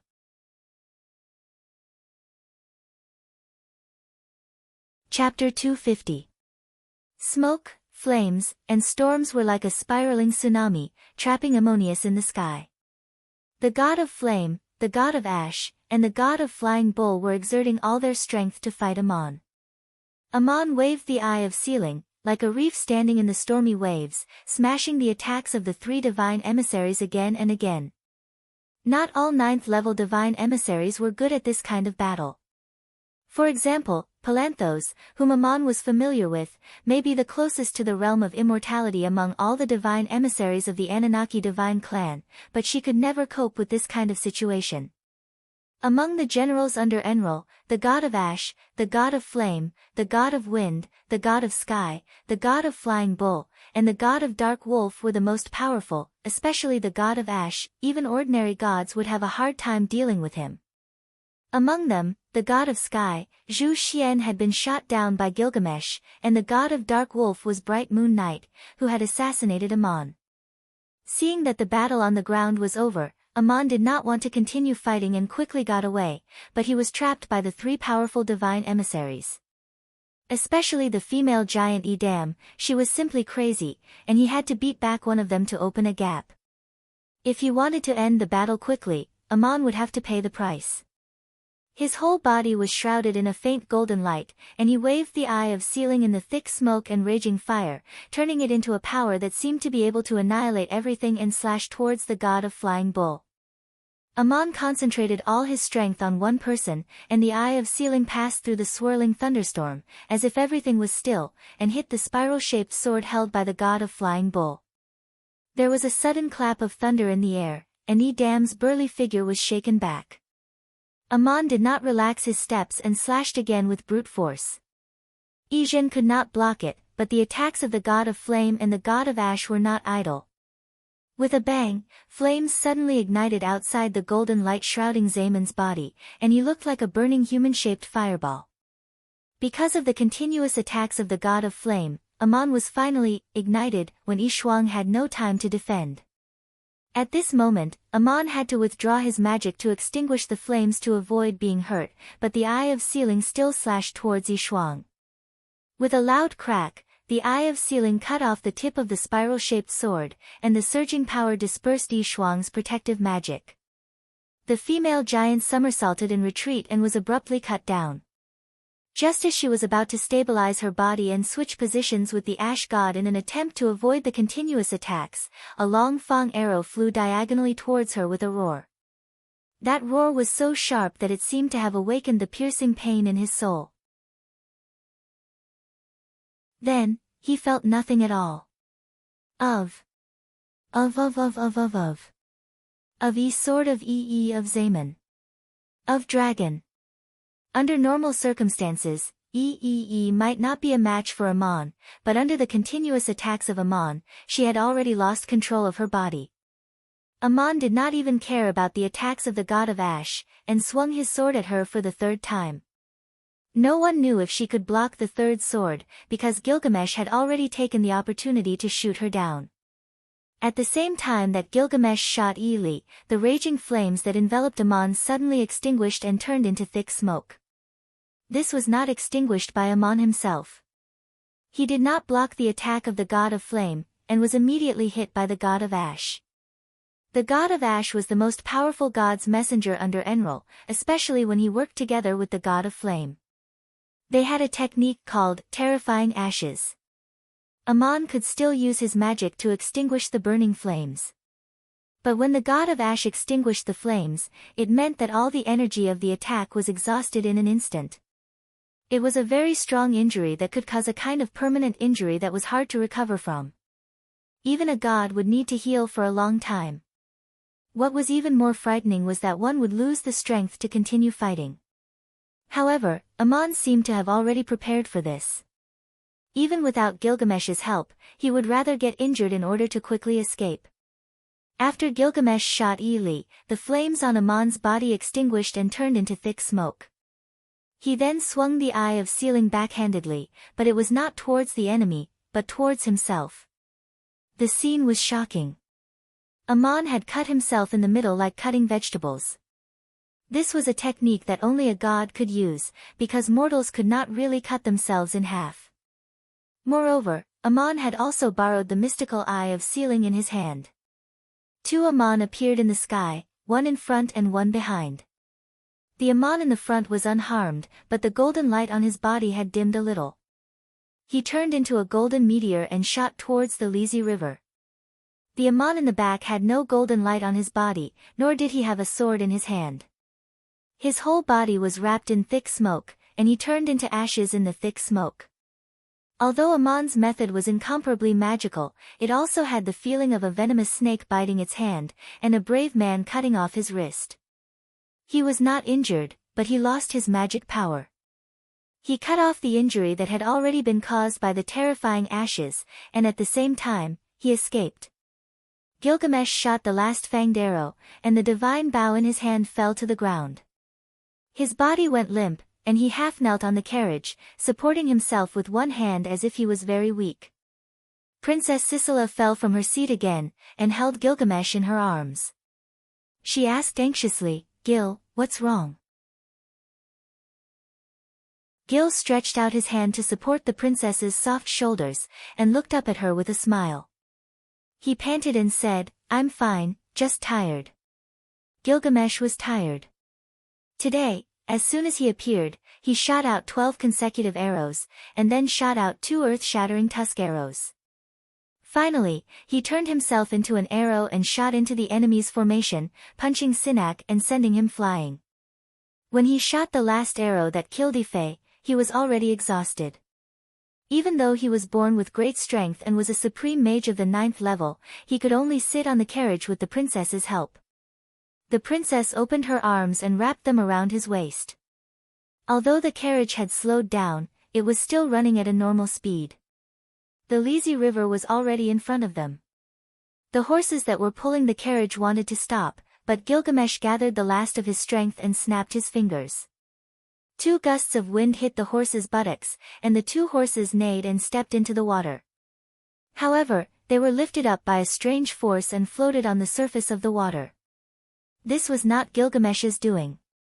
The back of a huge ironback was vaguely visible under the water. It swam right under the carriage and crossed the river with the carriage. El-Mar, the king of the ironbacks, was responsible for hiding in the lazy river. Madanzo had already crossed the river on horseback, so there was no need for her help. Princess Sisela had no idea that the carriage was being carried by an ironback. Leaning on Gilgamesh's chest, she gazed at the village, the blue sky and the white clouds on the other side of the river.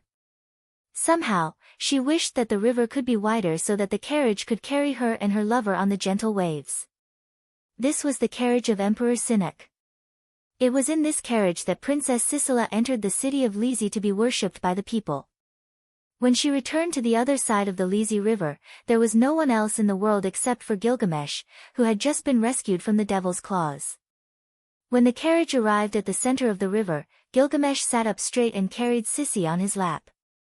He reached out his hand and caressed the back of Sissi's hand, then gently removed the poisonous shell and threw it into the river.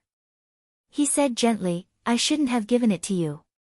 Princess Sisela nestled in his arms.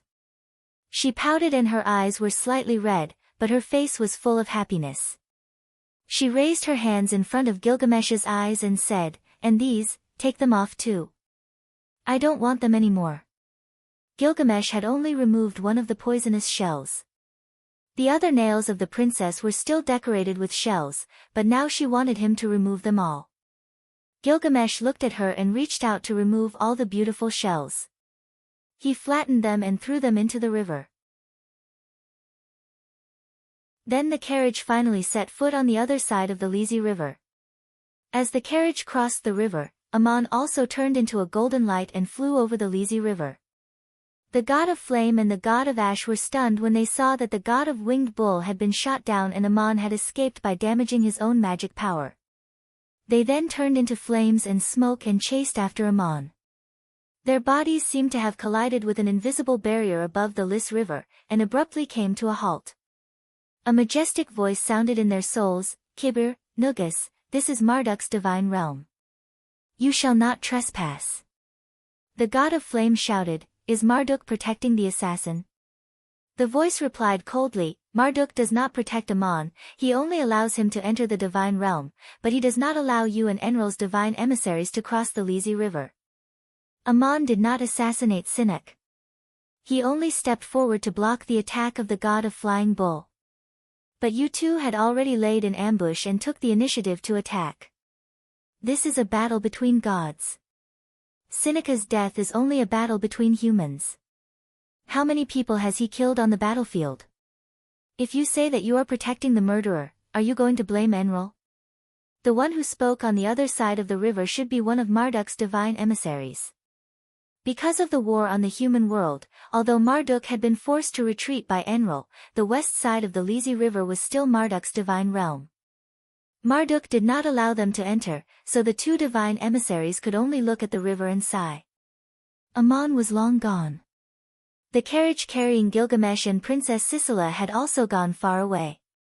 He saw Metatro riding his white horse leisurely from upstream to the opposite bank of the river. The red cloak on his body was torn to shreds, but he still made a disdainful gesture to the god of flame across the river. Then, the horse slowly rode away. Sinek was clearly still breathing, but the conversation of the divine emissaries made it seem like he had been assassinated. Perhaps in the eyes of the gods, it made no difference whether the great emperor was alive or dead at this moment. On the other side of the hunting ground, Faust was still operating the magic formation and casting various healing magic on Sinek. The guards were guarding him carefully and nervously in a circle. From a combat point of view, their losses were actually not that great. In total, they lost dozens of horses, and nearly 100 soldiers suffered varying degrees of injuries. If not counting Ely, the only one who died in the battle was the court supreme mage, White. But at this moment, it was meaningless to count the casualties, because the great Emperor Seneca's life was in danger, and the assassins had all retreated. In the history of the continent, there was no more perfect and amazing assassination than this. The sun had already set, and the sky was gradually darkening. Bonfires were lit all around.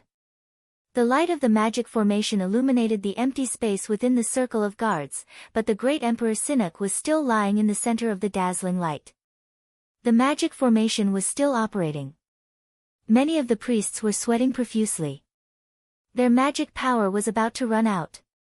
Saving the great Emperor Seneca's life seemed to be even more difficult than fighting the assassins just now. But before Faust gave the order to stop, no one dared to stop. Even the guards in the surroundings did not dare to move. Currently, the imperial preceptor, Faust, was the highest-ranking official of the empire on the scene.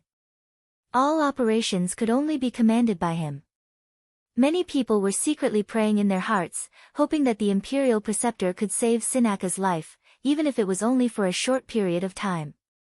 Otherwise, if the great emperor was assassinated, according to the cruel laws of Seneca himself, the guards accompanying him would be severely punished. Faust was not only saving Seneca, he was also saving everyone present. After nightfall, some of the priests were already trembling, with traces of blood seeping from the corners of their mouths. It was spring, but there was a strong chill in the mountains under the curtain of night. The imperial guards who were guarding the surroundings inexplicably felt an irresistible fear in their hearts. They had never been so afraid, even when they were fighting and fighting. At this moment, there was a flash of fire and the sound of galloping horses coming from the southeast. From afar, someone shouted, "Her Majesty the Empress has arrived." It was an army carrying torches. They had rushed over from the city of Lys. Empress? Seneca had come to the hunting ground today to confer the title of Empress. The ceremony could no longer be held, and the hunting feast would never start. Princess Sicila was also taken away by the assassins, leaving only Seneca who could die at any time. Now that the Empress had arrived, it could only be Samir who had stayed in the city of Lys. Faust, who was in Madeira, finally stopped the operation of the formation when he saw that Samir had arrived. He spoke in a tired voice, "His Majesty's injuries are finally under control. His life has been saved.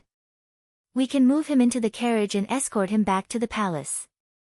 In the mountains on the west bank of the Lys River, Prince Binut and his guards had set up a tent. From the looks of it, they were also hunting. The situation in the kingdom of Babylon was so tense that Princess Sicila had to marry Seneca.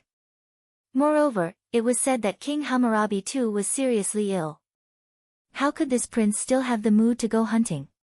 A group of people were sitting in the tent, holding a small hunting feast. The food on the table was the game hunted by the guards in the nearby mountains.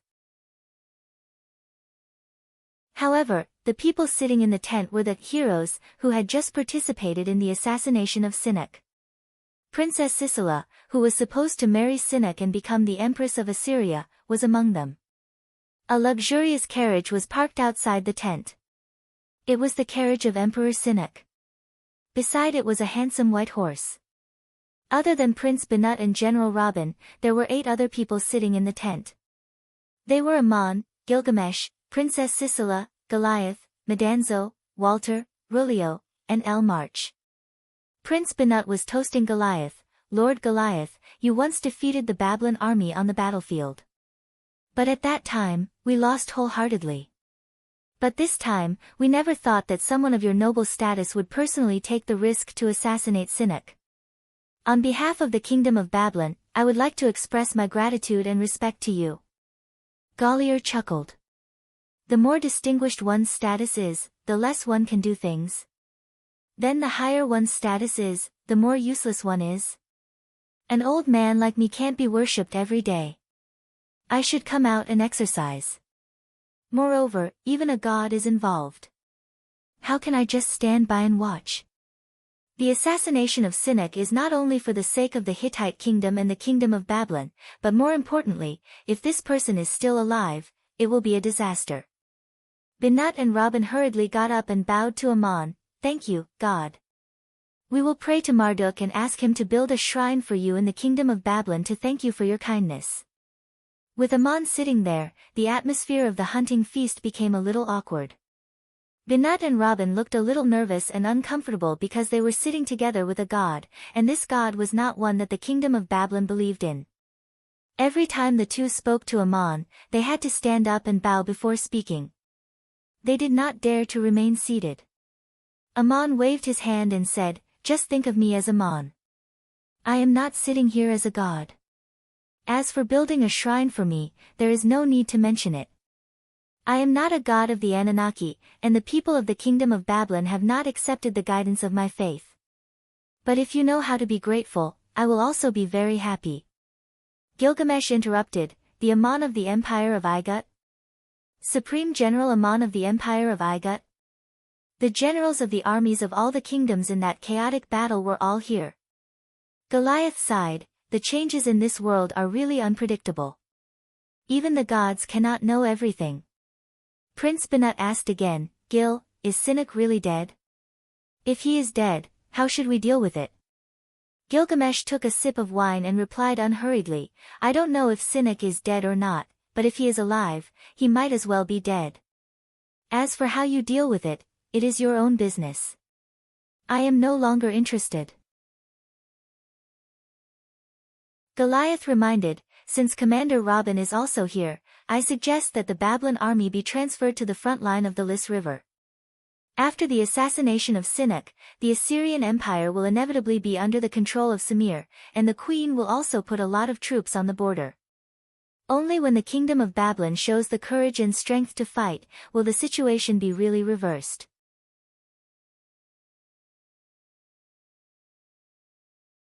Chapter 251.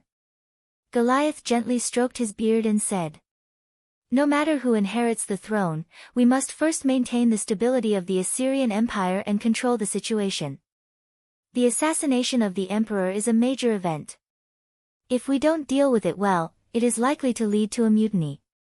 In order to prevent internal strife, we must show our strength to the outside world and guard against sneak attacks. It is necessary to deploy a large number of troops to suppress the Assyrian Empire. As for whether the war will start or not, it depends on the attitude of the kingdom of Babylon." Prince Binut nodded and said, "Once the news of Seneka's assassination spreads, the people of Babylon will be greatly encouraged. The Assyrian Empire's military expansion has reached its limit. The large areas of territory behind the front line need to be consolidated.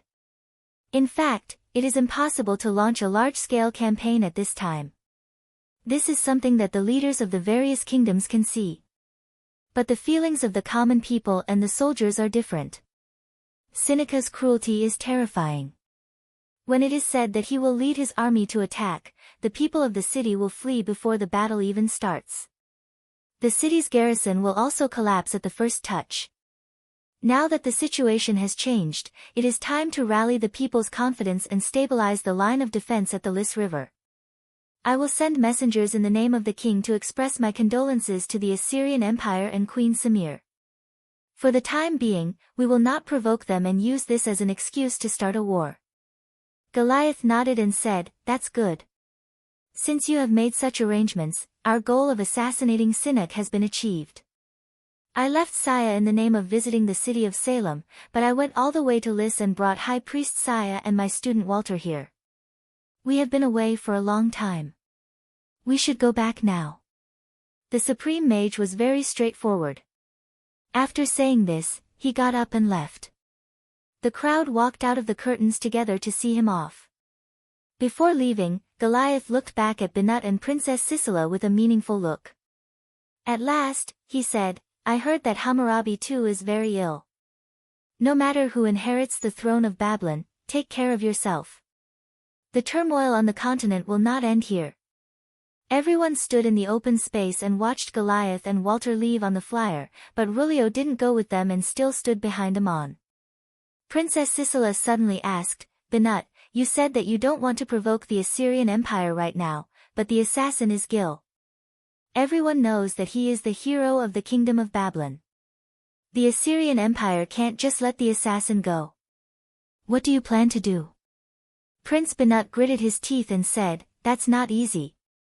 Let's just say that we can't find Gil. No one knows his whereabouts. In terms of diplomacy, we can just give them face and step down." Would anyone really dare to go deep into the kingdom of Babylon to find Gil? With a hero like Jill, the morale of the army and the people will be greatly boosted. The kingdom of Babylon is not really afraid of war. Gilgamesh waved his hand and said, "If the Assyrian Empire really wants to track down the murderer, just tell them that the kingdom of Babylon will assist in the investigation. Let them send someone to look for me. Whether they can find the murderer or not will depend on luck. Ever since I left Uruk, I have nothing to do with the affairs of the other kingdoms on the continent. Killing Sinnock was just a favor to Ammonius. Goliath is gone, and so am I." Princess Sisela pouted. "Gil, are you going to leave me alone again?" Gilgamesh turned to her and said, "It's up to your highness to decide whether I'm going alone or not." Prince Banut hurriedly interrupted, "My aunt, the king is seriously ill. The kingdom is still waiting for you to return and take charge. When the current storm is over, you and Gil can show yourselves in public and become the heroes of the kingdom. When that time comes." Princess Sisela interrupted him, "My nephew, after what you've gone through, I have nothing to do with the court anymore. I hope you can become a successful king in the future." After saying that, he walked to Gilgamesh's side and said, "Gil, take me with you." Gilgamesh made an inviting gesture, "My princess, please get in the carriage." Princess Sisela said again, "Gil, please wait." She went back to the curtain and filled a cup with wine. She held the cup with both hands and walked to Madanzo. She bowed and handed the cup to him. "My hero, I don't know how to express my gratitude to you. Please let Sisela give you a cup of wine before you leave." Madanzo's expression was indescribable. He took the cup and drank it in one gulp. Then he waved his hand and said, "Your Highness, I wish you and Gil a safe journey." Gilgamesh drove the carriage away with Princess Sisela. They soon disappeared into the distant mountains. Since then, they had become a legend on the continent. No one knew where Gil and Sisela went, but different stories were told in different places. As they were leaving, Madanzo looked at the disappearing carriage and the lonely white horse in the clearing. He seemed to be talking to himself, "No matter what I do, I'm not him." His voice sounded a little lonely. Ammon put a hand on his shoulder and said with a smile, "Of course you're not him. You're yourself in this world. But after all, you have witnessed their story. Do you understand?" Hearing this, Madanzo seemed to be deep in thought. He lowered his head and seemed to be in a trance for a moment. Ammon's hand, which was on his shoulder, grabbed his arm. He smiled and said, "Do you feel it? Your time is up." What did Ammon mean? Time is up. Madanzo's magic power and cultivation had reached a sufficient level. At this moment, he finally experienced the never-ending state of mind and was about to face the test of breaking through to the 9th level. Ammon ordered Madanzo to return to the Garden of Eden immediately and not to return to the human world until he passed the test. Elmar and Rulio were to escort him. Elmar asked, "Ammonius, we're all leaving. Where are you going?" Ammonius smiled and said to Prince Banut, "I've been to Babylon City before, but I didn't have the chance to climb the famous Tower of Babel. This time I want to visit it again. I wonder if the guards at the bottom of the tower will let me." Banut was startled, but then he realized that Ammon was going to see Marduk. It was said that by climbing to the top of the Tower of Babel outside Babylon City, Marduk's palace on earth could directly summon the god.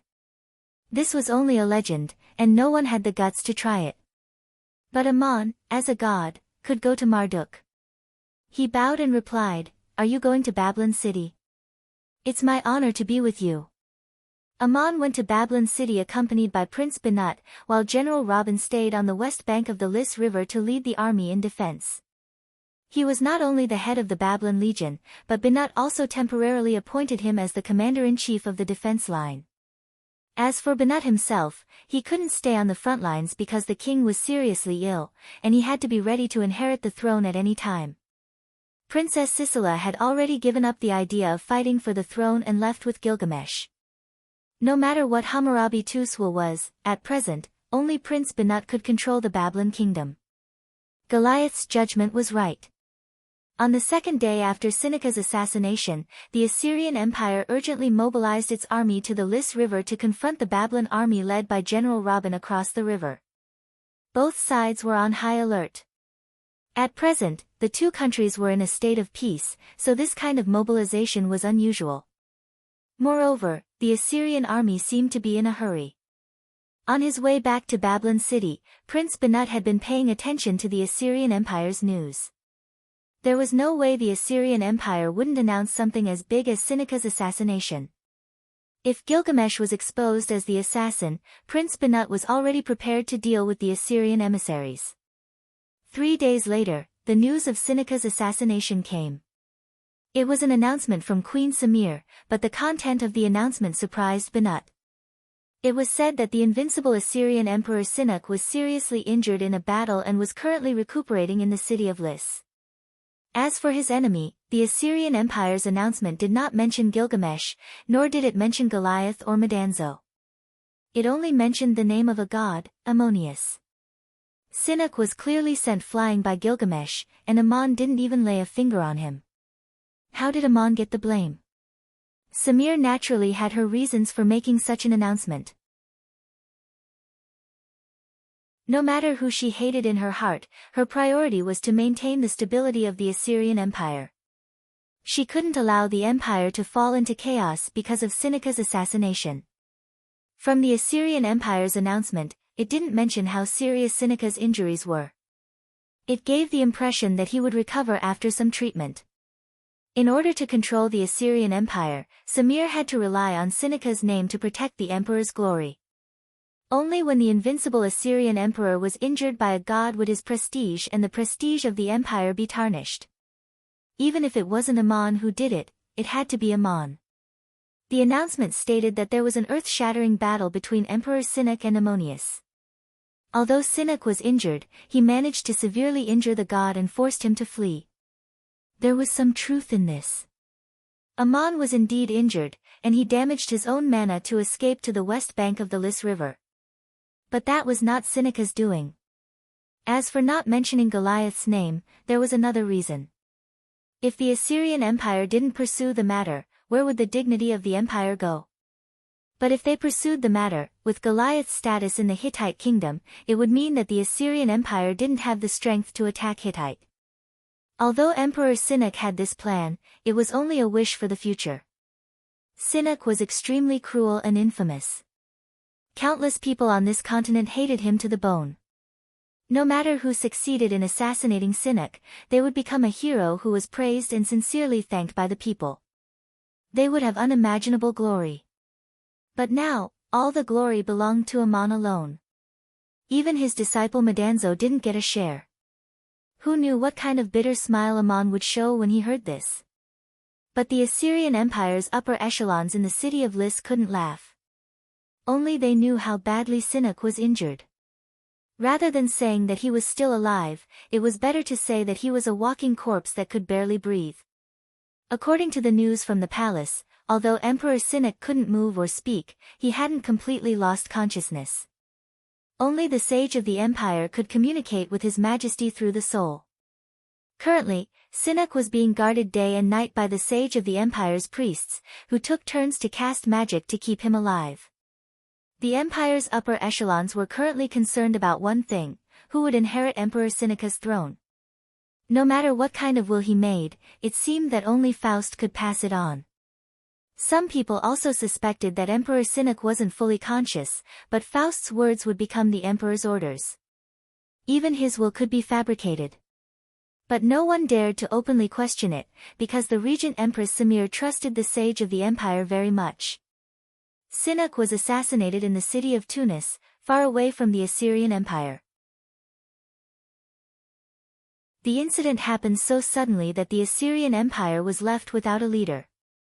At this time, the sage of the empire, Faust, passed on the emperor's order to let Empress Samir become the regent. If there were no accidents, Samir would be the one to control the empire in the future. No matter who wanted to control the Assyrian Empire, they had to deal with three forces. First, they had to deal with the priests, who represented the divine right. Most importantly, they had to get the support of Faust, who supported Samir with all his might. Secondly, they had to deal with the military. They couldn't afford to let anything happen to the military at this time.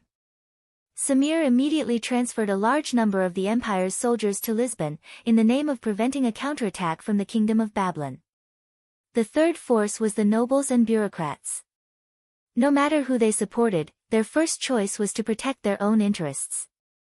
Most of the opportunists were also looking at the attitudes of the clergy and the military. As long as Sinek was still alive, Samir's regency wouldn't be an obstacle. But everyone was concerned about the same thing. Would Sinek die? When would he die? Late at night, two people were having a secret discussion in the palace. They were Faust and Samir. Samir sat in the middle of the hall where Sinek used to sit. Faust obviously had a seat, but he stood there and bowed as he spoke. Samuel asked, "How long can you maintain His Majesty's life?" Faust replied, "If the clergy take turns taking care of him, there shouldn't be a problem for half a year. I can even keep him alive." After thinking for a while, he carefully added, "It's impossible for His Majesty to wake up. He can die at any time. It's up to you to decide when he'll leave this world." Samir's expression was a little sad. His life doesn't belong to him anymore. It only has symbolic meaning to others. He needs to stay alive until the situation stabilizes. His life's pursuit was to make the world tremble under his hooves. He did it, but he didn't expect it to end like this, did he? The all-powerful Emperor Sinek of Assur, at the peak of his fame and achievements, ended up in a situation where he could neither live nor die.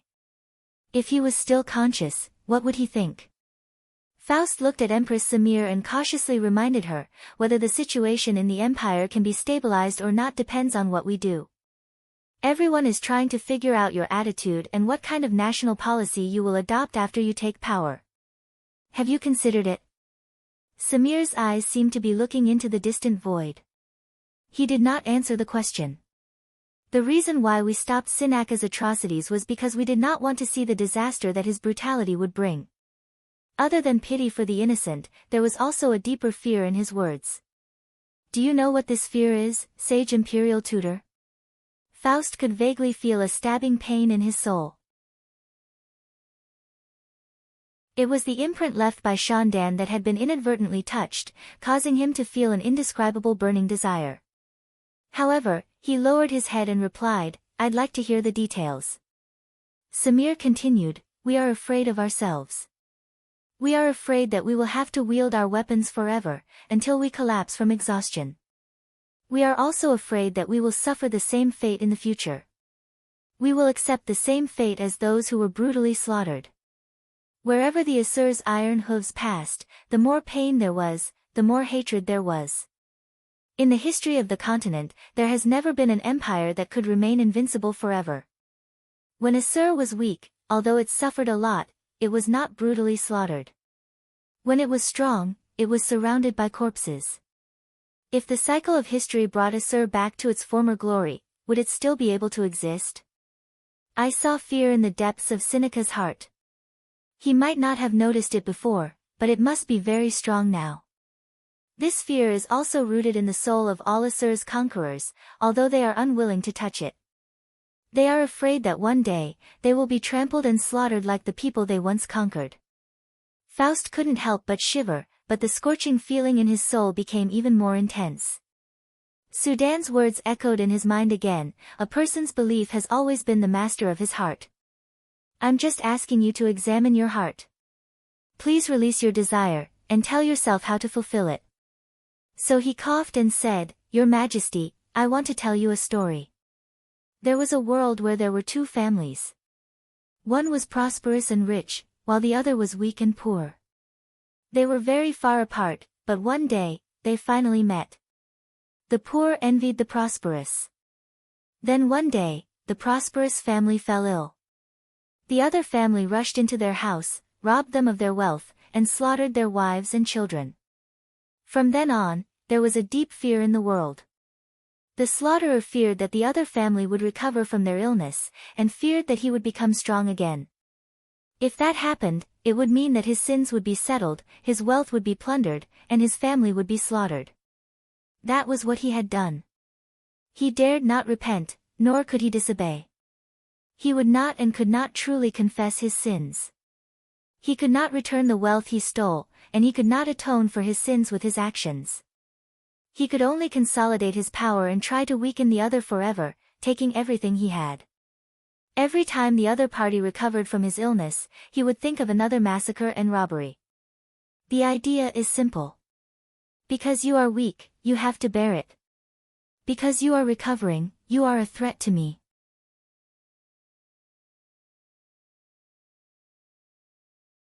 Chapter 252. Faust sighed. It's a pity that the world is like this. Perhaps on the day of the apocalypse, the gods will judge the world. Samir's expression changed slightly. That's Seneca's world, and Seneca has ushered in his doom. Are you trying to say that everyone in the world has a cynic in their heart? Don't forget that we're discussing the national policy of Assyria, not the end of the world. Faust bowed apologetically. Your Majesty, forgive me for straying from the topic. Let's go back to the discussion just now. We should first maintain the stability of the Assyrian Empire. It must not collapse. The Assyrian Empire may seem strong at the moment, but if it collapses, the fate of the Assyrian conquerors will fall upon their heads. The first thing we need to do is to consolidate our rule in the occupied territories. At present, we can no longer expand. Even if there comes a day when we can't hold these territories anymore and have to retreat, we can't return them to Babylon. We can encourage the people to divide and conquer, provoking civil strife and plunging them into eternal chaos. Samir frowned slightly. You're guessing the future, but I'm asking about the present. Faust whispered, but I'm worried about the future. Do you think that in the near future, the Assyrian army will still be able to maintain the fighting strength and will they had when Seneca was alive? Samir sighed and replied, of course not. Seneca had been preparing for more than a decade, and the people of the Assyrian Empire had tightened their belts and trained such a powerful army. What was the purpose? It was to conquer. But what was the purpose of conquering? The Assyrian warriors had become the new nobles, plundering a lot of wealth, owning large tracts of land and hordes of slaves. Their extravagance was spreading day by day. Even if they were brave warriors now, what would happen in a few years? What would happen to their next generation? Apart from cruelty, what would they have left for this world? After a sigh, Samir continued, whether it's the end of the world or the tomorrow of the Assyrian Empire, what you're talking about today is today's national policy. Faust muttered, we need to digest and assimilate the occupied cities as soon as possible, and the focus is on consolidating the benefits we've gained so that all forces can benefit. I once formulated a national policy for Emperor Shinnok, but he did not completely adopt it. Now, there is no need to update it. If Prime Minister Alpha also supports this, then there is only one thing left. Samuel asked calmly, what's the matter? Let His Majesty Seneca choose the most suitable time to die, and you will become the Queen of Assyria. If you want to save the fate of the empire, you must take control of it yourself. I'm just a warrior, and a woman at that. How can I become the great emperor of Assyria? Samir looked a little doubtful. Faust raised his head and looked at Samuel with a passionate gaze. I will support you with all my strength. In my heart, you will always be my queen. Faust looked up at Samuel and said. Samir avoided his gaze and waved his hand, Lord Imperial Tutor, I understand what you mean. It's getting late and you should be tired. Please go back and rest. Faust wanted to say something, but he had no choice but to leave. When he reached the door, Samir suddenly called out to him, wait. Faust quickly turned around and looked at Samuel, my queen, what else can I do for you? Samuel looked at him with a questioning gaze, and slowly asked, you are the most knowledgeable person in the empire.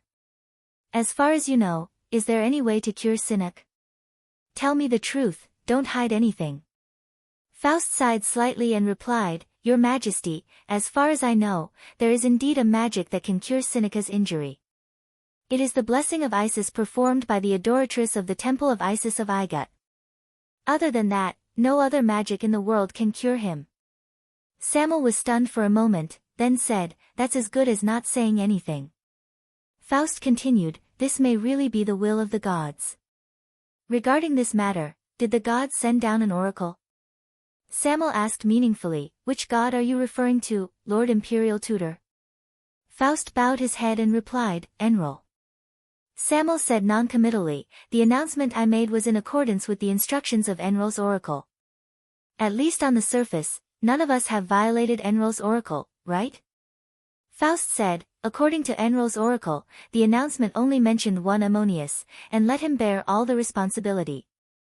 This is clearly to let the Assyrian Empire continue to fight against Talangchang. If you ascend to the throne, but do not launch an expedition to retaliate against Talangchang, I'm afraid some people in the empire will not be satisfied."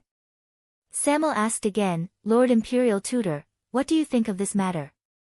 Faust took a step forward from the doorway and replied, "This is a dilemma. You are now in power, and the best choice is to transfer the main force of the imperial army to Lisbon to monitor it. If you send the army back to the Assyrian Empire and then cross the plateau, I'm afraid it will be out of control. But if you do not avenge Emperor Sinuc, you will not be able to quell the voices of doubt and opposition, and you will not be able to gain the support of all sides. There is a risk of internal division in the empire." Samuel waved his hand again and said, "I know what to do. You can go and rest." Faust thought that Samir would have more to say or something else when he stopped him. He did not expect that Samir would still ask him to leave after asking two simple questions. He did not have the chance to say what he wanted to say the most in his heart. He had given Samuel enough hints, expressed his feelings for her, and tried to let Samuel understand what he meant to her now, but Samuel did not respond. When Faust walked out of the inner hall, he could not help but think to himself, "Do I need to make things clearer? But if I do that, it will not be an expression of love, but a threat." Faust was conflicted. Close to the Babylon River, there was a towering tower that reached into the clouds. It was called the Tower of Babel by the people of Babylon, and it was officially called the Gate of God in the kingdom. The tower had a history of hundreds of years. It had been carefully built by the successive kings of Babylon, and it was a wonder on the continent. The tower was a huge multi-storied platform, with a total of 9 floors. Each floor was more than 30 feet high, and there was a spiral staircase that led to the top of the tower. At the entrance of the tower was Marduk's shrine, and on the 9th floor of the tower was either the shrine with the statue of the god or the palace of the god Marduk in the human world. No one would erect a statue of himself in his home for worship, because he himself was the god.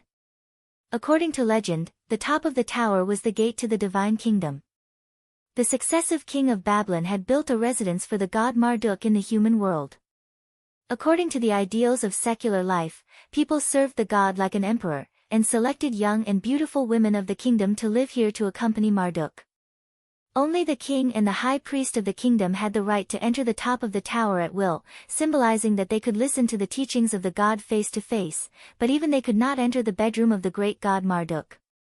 The lower 8 floors of the tower also required the permission of the main shrine of the kingdom to enter, and usually only the high priests had the right to enter the tower. But today, there was a very special guest. Accompanied by Prince Vonnet, he passed through Marduk's shrine to the bottom of the tower and asked the guards to retreat to the side. When the prince walked over, he deliberately took 2 steps back to follow the man. If this man wanted to reach the top of the tower, even if it was Prince Vonnet's will, it would still be against the kingdom's laws. Perhaps the priests guarding the lower 8 floors would not be willing to let him go. But Prince Vonnet did not order the priests to let him go, he just asked the guards to retreat and respectfully walked the man to the foot of the tower. The man stepped into the void, and the next moment he appeared at the top of the tower. This towering tower was reached in 1 step by Ammon. It was hard to imagine that the craftsman of the mortal world could create such a miracle. This tower was built by chiseling an entire stone mountain into a conical shape, and the top was flattened.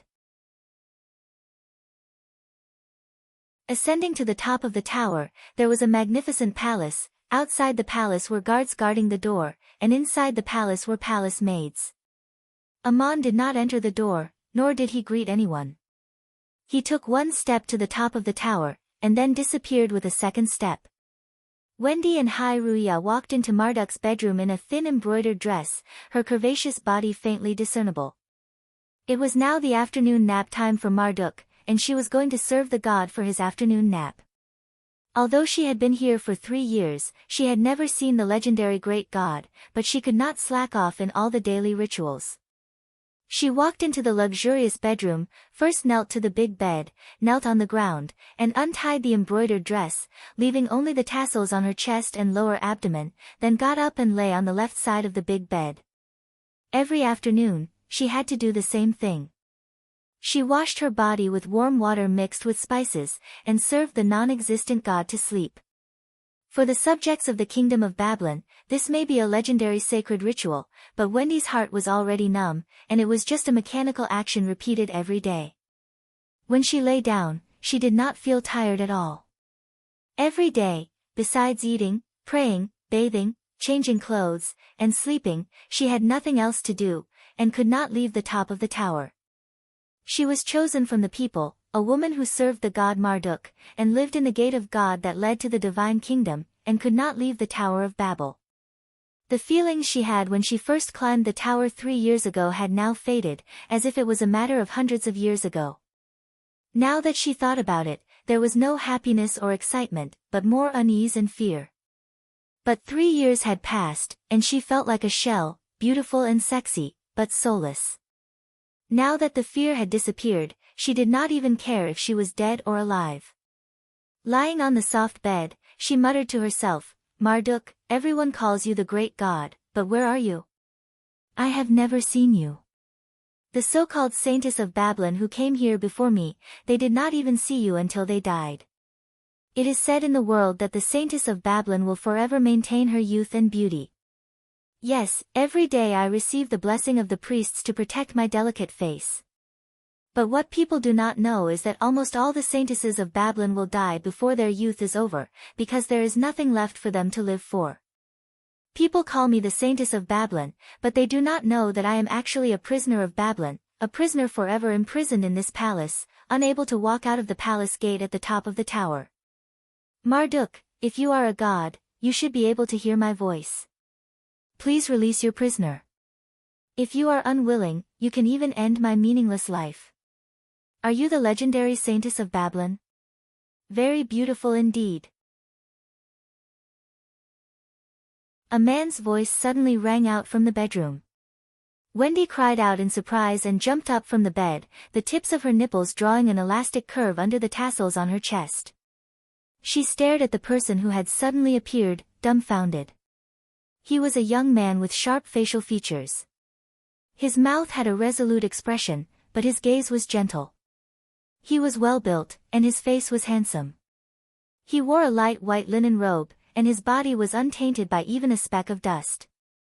The door to the bedroom had always been closed, but he had appeared out of thin air in front of the bed. No man could enter this bedroom, not even the king or the high priest of the kingdom. The people who took care of Wendy's daily life were all palace maids of the divine gate. The palace maids were rotated every year, unlike Wendy who had to stay here forever. She envied those palace maids. As the saintess of Babylon of the divine gate, she was a woman who served the gods. Of course, she should not be disrespectful to the gods. But Wendy did not care anymore. All this was just a meaningless waste of her life. Today, she finally said the words in her heart, and then she heard a man's voice and saw him appear in front of the bed. Wendy's shock was indescribable, and when she reacted, she hurriedly jumped out of bed, prostrated herself on the ground and kissed the carpet in front of Amon's feet, saying in a trembling voice, "Great God Marduk, you have finally appeared. Please forgive me for my disrespect, but that is indeed my heart. If you want to punish me or even end my life, Wendy will not complain." The person who came was not Marduk, but Amon who had come to visit the divine gate. Amon looked at her, and for some reason, the expression in his eyes was very complicated, containing gentle regret and even painful memories. He waved his hand, and an invisible force lifted Wendy up out of thin air. He said as gently as possible, "You have not answered my question yet. Are you the Saintess of Babylon?" Wendy trembled and replied, "Yes, my name is Wendy, the woman who serves you here. The Saintess of Babylon used to be someone else, but now it is me." What touched Amon's heart was the title of Saintess, but the so-called Saintess of Babylon in front of him was completely different from the Saintess of Isis of the Empire of Igut. The Saintess of Isis was the chief high priest of the Lower Empire, and Wendy was just a poor prisoner in the Tower of Babylon.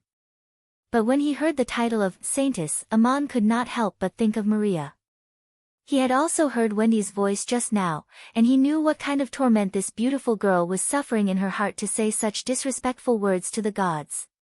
He also thought of Maria, who also lived in the invisible cage of fate, and he could not even touch her.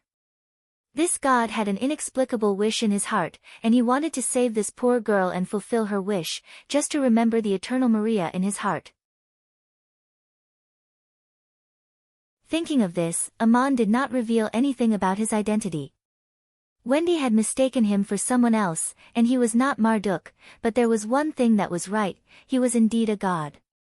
Amon sat down on the spacious and comfortable chair in the bedroom, and said in a mysterious and serene tone, "Wendy, the gods have heard your voice, and have appeared before you. Please tell me, is what you said just now your wish? Have you ever thought about what you will face when you leave this Tower of Babylon?" Wendy raised her beautiful face and replied timidly, "Please forgive me, I still can't believe that the gods have really appeared before me, and I don't know what to say. You look completely different from what I imagined." Amon smiled, and secretly cast magic to calm Wendy's overwhelmed emotions. He sat there and replied, "You don't have to worry about what I look like, different gods may appear in different appearances. In the presence of the gods, you only need to say your prayers." Wendy gradually calmed down, and as if she had gathered her courage, she bowed her head and replied, "You have heard my prayers. As for what it is like under the Tower of Babylon, I am not ignorant, because I grew up there and came from there. If you think that my thoughts are a betrayal of the gods, I would rather accept the punishment, because I really do think that way." Amon asked again, "Where are you from in the kingdom of Babylon?" Wendy replied, "I grew up in the city of Lys." Amon's heart sank slightly, and he had to say, "Don't you know that the city of Lys, your hometown, is no longer there? The Assyrian Empire captured the city and carried out a brutal massacre." Wendy finally could not help but shake her shoulders and began to sob. "Of course I know, I heard it clearly when the high priest climbed to the top of the tower and prayed to the gods. I thought that my soul had become numb after coming to the gate of God, only then did I know that I could still shed tears. I prayed to the gods over and over again, but it did not save my hometown. It was then that the thoughts I had just now sprouted in my heart. God, if you cannot save the city of Lys, why did you imprison me here?" Amon sighed, his sigh was desolate and helpless. He shook his head, "I did not destroy the city of Lys, it was the army of the mortal empire, and I did not imprison you here, it was the priests of the kingdom of Babylon. I can help you fulfill your wish, but tell me, beautiful girl, what can you do after leaving this place?" Wendy replied, "My father was a gardener, and the best gardener in the city of Lys. I can cultivate all kinds of flowers and trees, and know how to prune them to make them grow stronger. I can also process fresh flowers into all kinds of fragrant ornaments. I can also cultivate the seeds of all kinds of plants, I can embroider, I can help you fulfill your wish. I can also cut clothes, and..."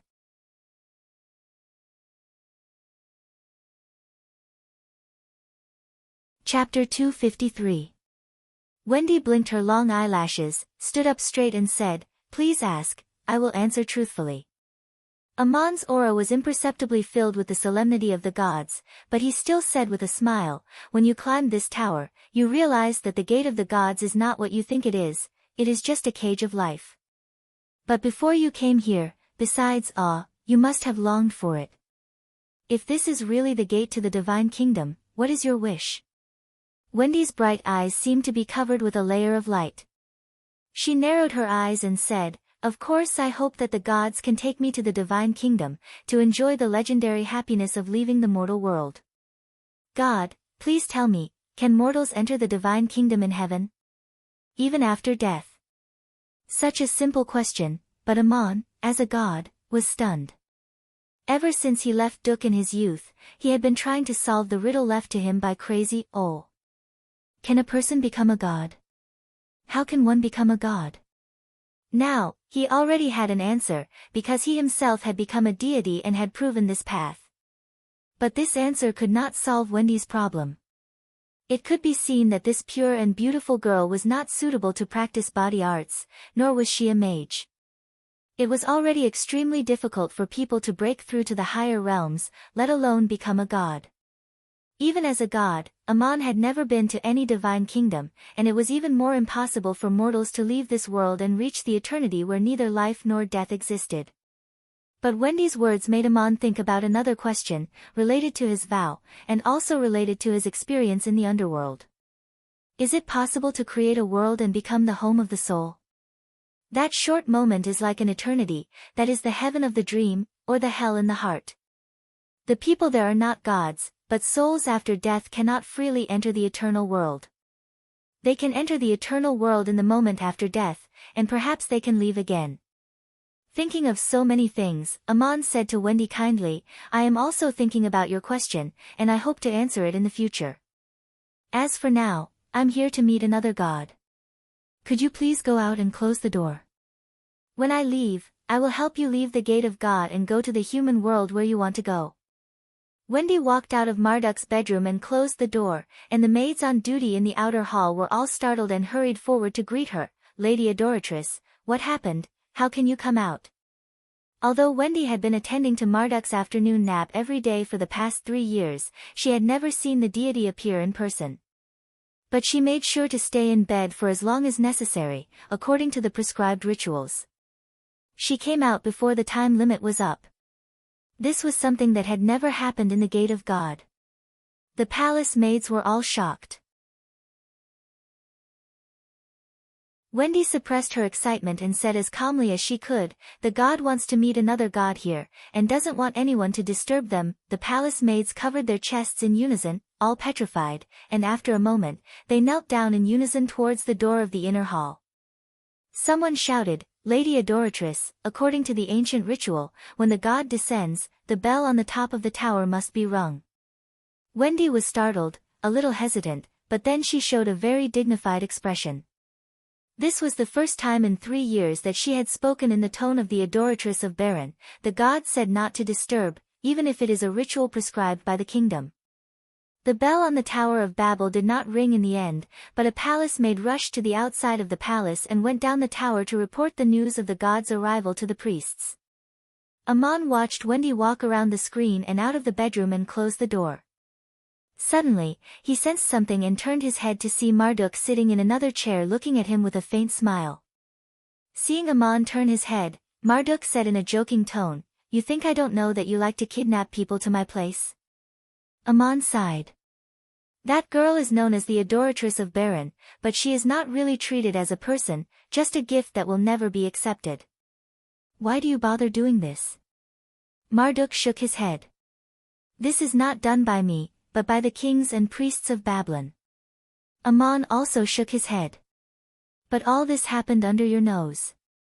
For hundreds of years, why do you bother to imprison so many beautiful youths here? Marduk curled the corner of his mouth slightly. This is the sacrifice of the world to express their faith, and as the king of the kingdom, I should allow them to choose their own way. If you like that girl, feel free to take her away. Except for Murin, who may be a little unhappy, no other god will care about this matter.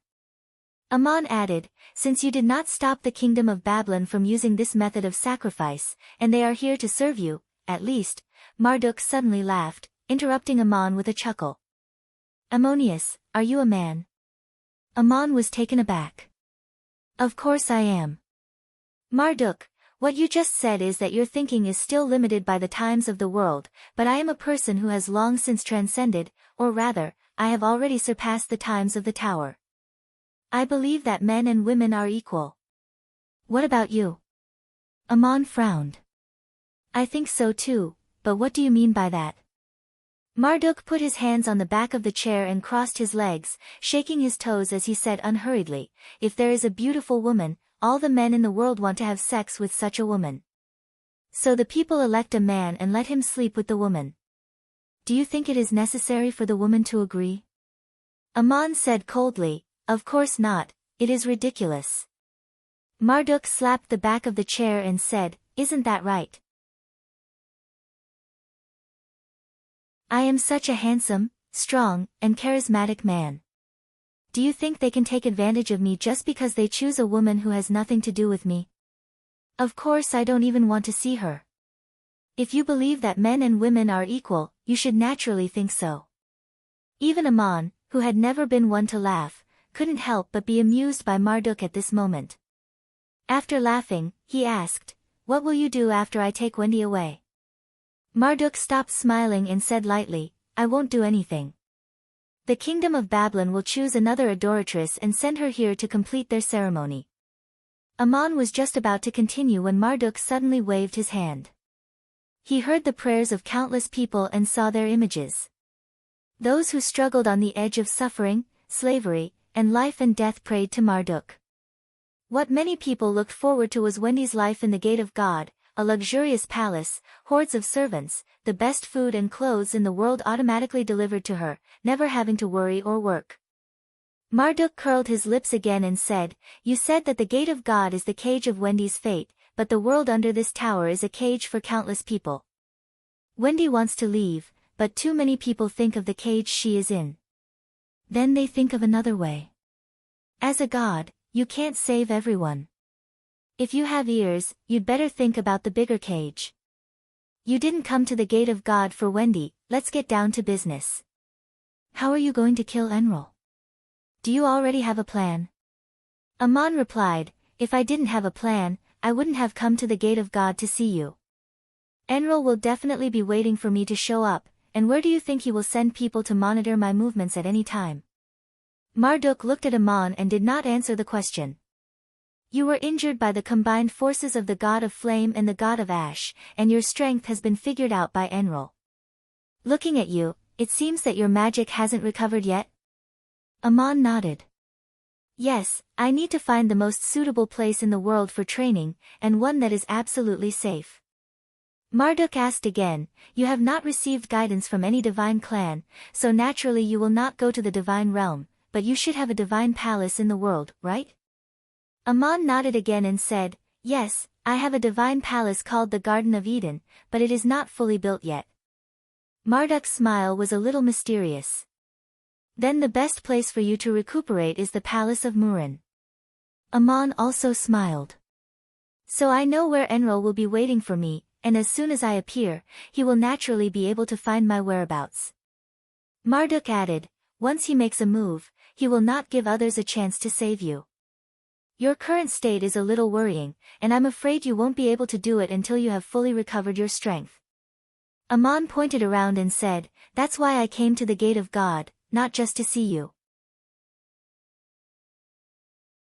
I have to say that this tower is very well built, and this is the most suitable place on earth for gods to recuperate. It is also the most suitable place for me to cultivate and recover my strength, and it is very safe." Marduk laughed again. "Ah, Aman, you really know how to take advantage of me, abducting the Virgin of Baron, and even borrowing the palace." Aman said with a straight face, "You can refuse." Marduk's figure slowly disappeared, his laughter still echoing in the bedroom. "How could I refuse? Compared to the risk you took to lure Enrol to attack, my sacrifice seems to be too little. You can try to recover your strength here, and in order to thank you for your success in assassinating Sinek, I can give you a choice, either take Wendy away, or make another request of me." Aman replied indifferently, "There is no need to make another request, I have promised Wendy that I will take her away." Something big had happened. Something big. A god has descended into the palace on earth, and is living there. For the first time, the palace built by the king of Babylon to serve Marduk has its original purpose. Except for Wendy, the Virgin of Baron, no one has seen a god, but some people have heard the voice of the god in their souls. The god wants to live in the gate of God for a period of time. He didn't want to be disturbed, and he didn't want the news to leak. Because the god had sent down an oracle, the ordinary people naturally did not know the news, but they were curious about why the temple of Marduk under the Tower of Babel had been holding all kinds of sacrificial ceremonies for days, and the high officials and priests of the kingdom had ascended the Tower of Babel. The powerful lords climbed the tower, but could not enter the palace, and could only worship and pray outside the palace. All the daily life of the god in the inner palace was taken care of by Wendy, the Virgin of Baron, and the palace maids could only serve in the outer palace. Every word that Wendy conveyed was treated as an oracle. Everyone thought that Marduk had descended, and only a few people in the kingdom knew that it was Ammonius. Ammon was sent by Prince Banut, but His Royal Highness did not expect that this god would occupy the palace and the Virgin of Baron, and live in the Tower of Babel so openly. Marduk did not seem to have sent down an oracle to express his opposition, so Prince Banut had to keep quiet. Ammon lived in the Gate of God for several months, meditating in peace without anyone disturbing him. Wendy took care of his daily life. In fact, Ammon did not need her to take care of anything, but at least it was much more convenient to have someone around. Ammon also told Wendy the truth that he was not Marduk, but Ammonius. When Wendy learned the truth, she was stunned for a long time, then suddenly fell in front of Ammon's feet, hugged his legs, and burst into tears. The high priest of the kingdom had held a prayer ceremony in the front hall of the Gate of God not long ago, and this ceremony was traditionally presided over by Wendy, the Virgin of Baron. Wendy had also heard the latest news. Ammonius had sent down a punishment, and the Assyrian Emperor Sinuc was dying and would soon die. The prayer of the high priest of Baron was different from the announcement issued by the Assyrian Empire. Of course, it was said in the words that the god liked to hear, and it was closer to the truth. The Assyrian Emperor Sinuc destroyed Wendy's hometown, Lisbon, and Ammonius' punishment of Sinuc was tantamount to avenging Wendy. The god in front of me is the most grateful Ammonius. How could Wendy not be excited? Ammon helped Wendy up and asked, "Why are you crying so sadly when you heard that I am not Marduk?" At this moment, Wendy had forgotten her fear of the gods, and did not even think about whether she was being rude, so she simply hugged Ammon and sobbed in his chest, "It's you assassinated the tyrant Sinuc. I will be forever grateful to you in this life. No matter what I do, I will never be able to repay you." Although she was crying loudly, Wendy was more overjoyed. If she had known that a god would come to the Gate of God, she would have preferred to be Meng instead of Marduk. Since Ammon lived here, Wendy had completely come to life, as if her soul had awakened, and she was no longer a beautiful shell. She still stayed at the top of the tower and could not go out, but the feeling was completely different, full of the youthful aura of a young girl. Although Ammon did not deliberately say anything, Wendy did not point out to anyone that the god in the inner hall was not Marduk but Ammon. Anyway, everyone thought it was Marduk, so let it be so. Even Marduk himself did not show up to object, so what else was there for others to say? Prince Banut had always been aware of this matter, and the king of Babylon, Hammurabi too, also learned the inside story from Prince Banut.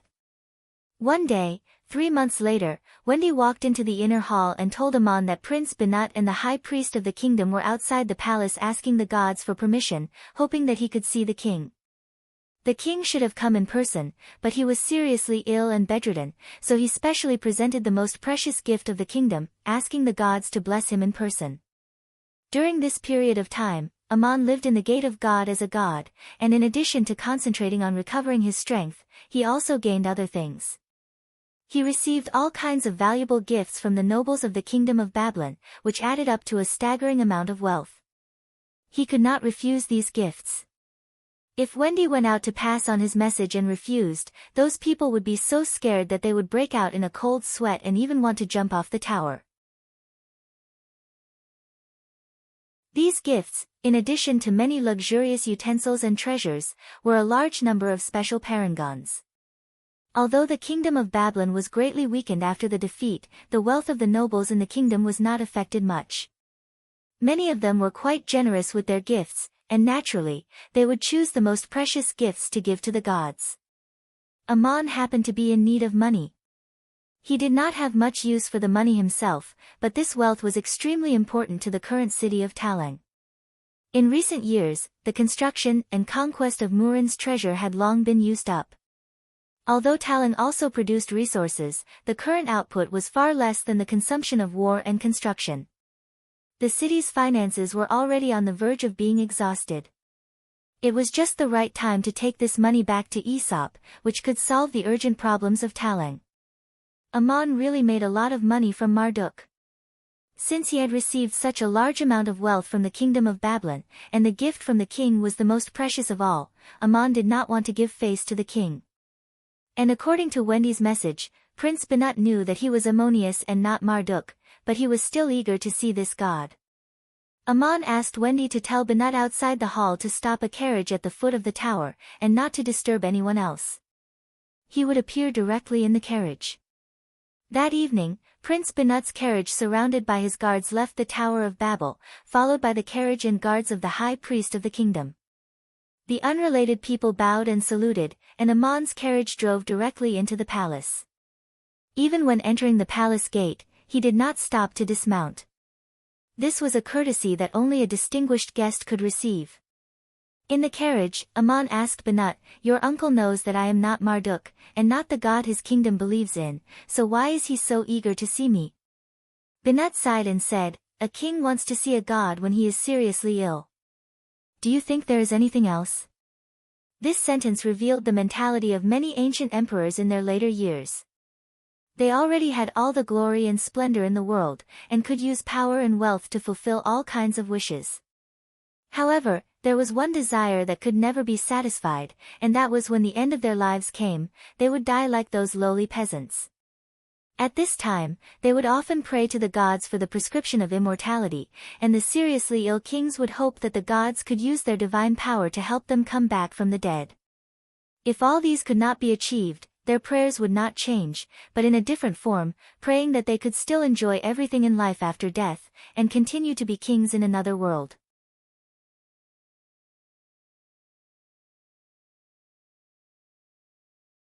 Chapter 254. In the palace of Babylon, Aman saw Hammurabi II lying on his sickbed.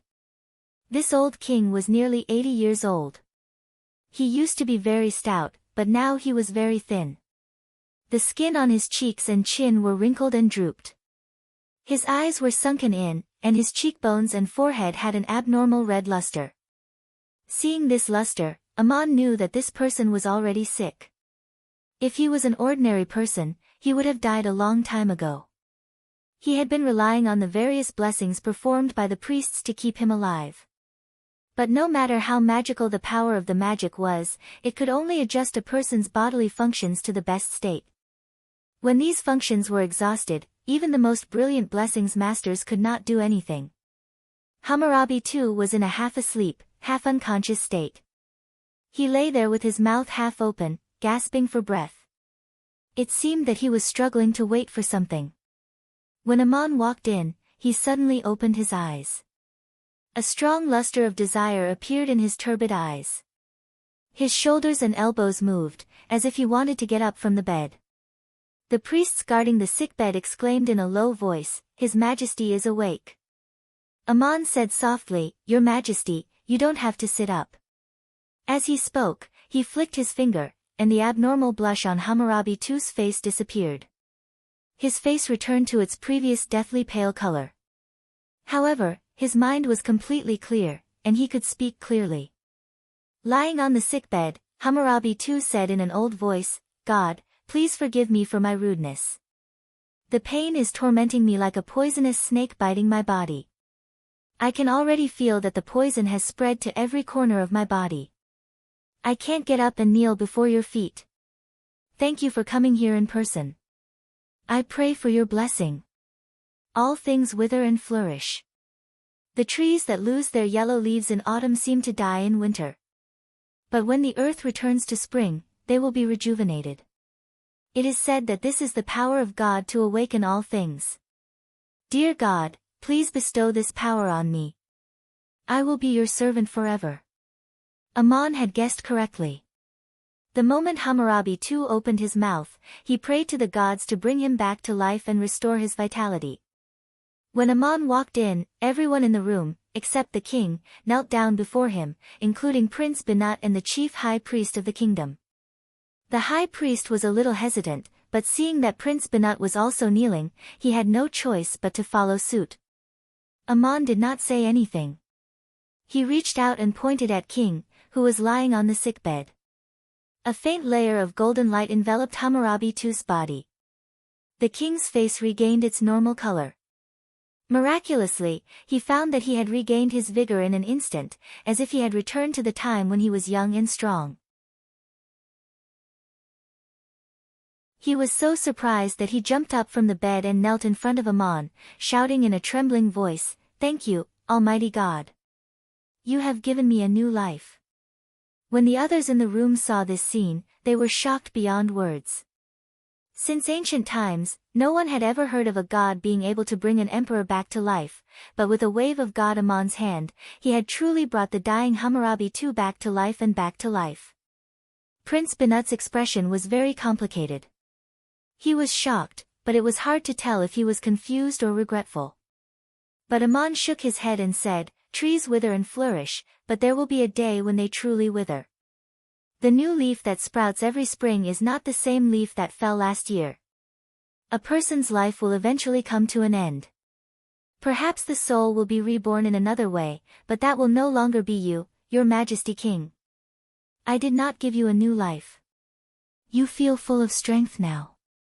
That is my gratitude, and I am using my divine power to support you." During the trial of fate, the god's tear passed down by the adoratress of the temple of Isis had strangely merged with Aman's body and mind. Although he did not know the blessing of Isis, that only the adoratress could perform, he could perform another kind of magic, the protection of Isis, better than any other mage in the world. Aman used his own divine power to support Hammurabi II, allowing him to regain the vigor he had when he was young and strong. At the same time, he stimulated the last bit of potential in his life. His soul became sober and comfortable. But Aman could not stand here forever, shrouding Hammurabi II in his own golden light. As soon as he left, the king would fall again. A look of deep disappointment flashed across Hammurabi II's eyes, but it was immediately replaced by a stronger expectation. He knelt on the ground and raised his head, saying, "God, since you have such divine power, can I ask you to protect me like this, so that I can continue to be young and full of vigor?" Aman asked with no expression, "Your Majesty King, you asked me for a blessing and said that you wish to be my servant forever. I blessed you and allowed you to get up from your sick bed before your death, but you made such a request to me. If I put my light on you forever, wouldn't I become your servant forever? Even the empires on the continent cannot stay strong forever, let alone the life of a king." The king's request was too much, and the god was obviously unhappy. Hammurabi II lowered his head and said, "God, please forgive me. Can I ask you another thing? In the world after death, can souls enjoy eternal peace and happiness?" Zaman replied, "Why don't you just tell me your wish to be a king in the other world? But I want to ask you another question. If the kingdom in the other world really exists, and you met your grandfather, Hammurabi I, and the previous kings of Babylon, who would be able to enjoy the glory of that king? Would it be you? So the world you wish for doesn't exist. I can answer your question. Your departed soul will be received by the underworld of Anunnaki, so that the underworld king can hear your prayers and pleas, and from your spiritual imprint in this life, she will draw what she wants, and you will stay in the momentary darkness for what seems like an eternity. Your soul may have a new life, but it is meaningless to you. You are the only one who is meaningful to it. Understood?" Hammurabi II did not understand. He raised his head and asked, "A new life? What I want is a new life. May I ask who the new life will be?" Aman let out a helpless sigh. "The so-called new life is not you. When the autumn leaves rot in the dust will become fertile and nourish the trees to sprout in the spring. That is another living being, and you can understand it this way. If you really want to know who that person is, even the gods can't decide. Perhaps it is just such a living being. If this bird was once a king, does it mean anything to you? Aman pointed to a parrot in a birdcage hanging by the palace gate and asked the king in front of him meaningfully. The king looked at the birdcage and was stunned. His lips moved slightly, but no one knew what he wanted to say. Aman turned and walked out of the palace gate as he said slowly, "It may be logical for you to have this kingdom, but you take it for granted. But have you ever thought about why you should enjoy all this forever? Go to the other people in the world. Maybe you can be them, and they can be you. Wear the golden light I bestow upon you and spend the last night of your life filled with youthful vigor. This is my gift to you." After saying this, Aman's figure disappeared in front of the palace gate. Hammurabi too was still kneeling there in the golden light. The next morning, the king of Babylon, Hammurabi too, passed away. The whole country mourned, and then it was followed by a celebration. They mourned the passing of the king, and celebrated the succession of the new king Binad-I. On the same day that Hammurabi too passed away, another monarch fell on the continent. The new capital of the Assur Empire, Lisbon, announced that the invincible king Sinak of Assur had seriously injured Ammonius in battle, but he was ambushed by the evil god. Unfortunately, he was seriously injured and passed away. Sinak could have continued to live, but he could also die at any time. It all depended on when Samir decided to stop the magic circle protecting him. And the day had finally come. The sage imperial tutor, Lord Faust, read out Sinaka's will in public as the chief high priest of the empire. He passed the throne to his most beloved queen, Samir, who had made countless meritorious deeds on the battlefield with him. As for whether Sinak, who was unconscious and unable to speak or move, could leave behind such a will, no one could say for sure. However, Lord Faust's words were the decree of the emperor. Was Samir really his most beloved queen? Not long ago, the emperor was about to marry another queen, Princess Sisela, but he was assassinated during the wedding ceremony. It was a great irony. Perhaps Sinak felt remorseful before his death and felt that Samir was the only one he could entrust the throne to. In any case, Samir had become a real queen. In fact, this will was just the icing on the cake. During this period of time, Samir had become the regent of the Assur Empire. She had control over the military forces at the front line, and at the same time, she had the support of the clergy group led by Faust. There were voices of opposition in the Assur Empire when the queen became the empress. There was another proposal from the nobles, which was to support Samir as the regent and make Sinaka's 3-year-old son the new emperor. But this proposal was rejected by Sinaka's will. There were also nobles who took the opportunity to make things difficult for Samir. Since they couldn't reject Sinaka's will, then they would make an issue out of Sinaka's assassination. Among these nobles was Lord Mantion, who rushed to Lisbon from Nineveh. The Mantion family was a great noble family of the Assur Empire. There were many local officials and generals who came from this family, and they had a complicated relationship with all kinds of forces in the imperial court. Lord Lloyd was also the highest-ranking official in the empire at present. Lord Mantion's grandfather used to be the prime minister of Assur. After his death, another noble family's representative, Alpha, was given an important position by Sinak and became the prime minister. In the battle between the two families, the Alpha family had the upper hand. Now that the Assur Empire had undergone such a huge change, all kinds of open and veiled struggles had begun. Lord Mantion didn't openly question the legitimacy of Samir's ascension to the throne. In the first court meeting that Samir held, Lord Mantion spoke passionately, "In order to maintain the glory of the empire, we must avenge Sinak." But the murderer was Ammonius. Where could they find him? There were two measures that could be taken. The first was for the high priest of the empire, Faust, to pray to Enlil on behalf of the empire, asking the great god to punish the evil gods of the foreign lands. The second measure was for the army to attack the city of Leng, destroy Amon's shrine, occupy the land of the city, and turn the residents into slaves of the empire. The main generals who led the army to conquer the 6 cities of the Kingdom of Babylon were all present, but none of them wanted to take on this task. Crossing the treacherous Assur highlands to launch an expedition was a strenuous task in itself.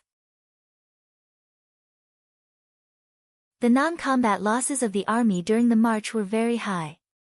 Now that they had achieved success and gained a lot of wealth, territory, and slaves, no one wanted to take this risk.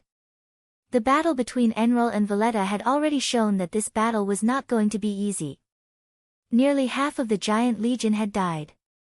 Unless the other 4 elite legions of the Empire were sent over, and a logistics team several times larger than usual, it would be difficult to win.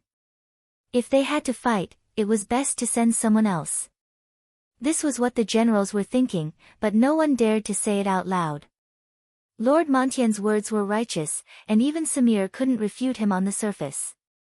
This was the first problem she faced as soon as she took power. How could she face this kind of questioning? How could she avenge Emperor Sinek? If she didn't accept Lord Montien's suggestion and take convincing measures, her prestige would be greatly affected, and her position as Empress might not be stable. The officials all looked at the Empress on the throne with different thoughts in their minds. Samir's face was as calm as still water, but no one could tell how he reacted. When Lord Mantion finished speaking, the officials had no choice but to express their support, lest they appear to be disloyal to the Empire. Empress Samir nodded and said, Lord Mantion, I want to thank you for your efforts for the Empire. You should be rewarded. Samir immediately gave the order to reward Lord Mantion with a new territory and hundreds of slaves. It seemed like a form of appeasement or compromise. After thanking the Empress, Lord Mantion said, Your Majesty, I don't want these rewards. I want to ask the Empire not to forget the hatred of Emperor Sinek and the glory we have protected. How do you plan to destroy Palace Ammonius? Samir replied calmly, The war with the Kingdom of Babylon has just ended, and the territories we have conquered need to be stabilized. Currently, the 4 legions can't be mobilized for expeditions. However, Lord Montien's suggestion must also be considered. When it comes to the war with Leng, I know it better than all of you here, because both I and the sage Imperial Tutor personally went to the battlefield. At that time, we lost that battle, and Leng was only a Pyrrhic victory. Their losses were even greater than those of Enril. The Empire's most elite giant legion has already been sent to the plains of Duk. If they can recover their peak combat strength, they will definitely be able to capture Leng and even conquer the entire plains of Duk. The other 4 legions have achieved such glorious results in attacking the Kingdom of Babylon, so why can't our most elite giant legion do the same? At present, the 2 most important things are confidence and strength. As for confidence, we have all seen it. Lord Mantion is full of confidence in the victory of Enril, so all that's left is strength. From a strategic point of view, we need to organize more adequate logistical support, and we need to organize more soldiers to make up for the losses of the Giant Legion. I appoint the most loyal and talented minister of the Empire, Lord Mantion, to concurrently serve as the governor of Enril, and he will be responsible for avenging His Majesty Sinek. Lord Mantion, I will send the most powerful mage of the Empire, Faust, to accompany you to Enril, and I will give you full authority to organize logistics and recruit soldiers from the Assyrian Empire to expand the strength of Enril. I feel the same way as you, and I even want to personally go to the battlefield like I did in the past, but I have to worry about more things in the Empire, so I entrust this important matter to you. The Empress actually made such a decision, sending a civil official to Enril to preside over the military affairs. The reactions of the ministers varied. Some were so shocked that they couldn't close their mouths, while others wanted to laugh but forced themselves to hold back. Lornard, on the other hand, was stunned on the spot. He had never expected that Samir would ask him to step up instead of another army from the Empire. He wanted to decline, but he had no excuse to do so. He was the one who was the happiest. Who else could they send if not him? Some ministers who were quick to react immediately praised Her Majesty's wise decision, and at the same time, praised Mantien's loyalty and bravery, and everyone else followed suit. Mantion had to go even if he didn't want to. He had built such a high platform for himself, and now he couldn't go back down. To replenish the Giant Legion and organize logistical reinforcements, manpower and material from the Assyrian mainland would need to be transferred across the plateau. No matter who did this, it would definitely violate the interests of a group of people. It was easy to get someone else to do it, but it was definitely a thankless task to do it personally. It would be fine if they could achieve a complete victory in the plains of Duk and obtain enough benefits, but if they failed or barely won, the losses would definitely outweigh the gains. Since Mantian was using this matter to make things difficult, Samir simply sent him to the front lines. Could a civil official from the Ministry of the Interior command an army in battle? In fact, the one who was really in control of the army on the battlefield was still Felix, the giant legion's commander. What Mantian could really be responsible for was the most troublesome logistics and people's livelihood. As for the military and political power, he couldn't control it, because Samir had also sent Faust. You're tuning in to the Blissful Bookshelf YouTube channel. We're so grateful for your support, and don't forget to subscribe to join us on this incredible journey through captivating stories. Your generosity through donations truly makes a world of difference, as it's the primary source of revenue that allows me to expand and enhance this channel for you. Thank you from the bottom of my heart for being a part of this adventure.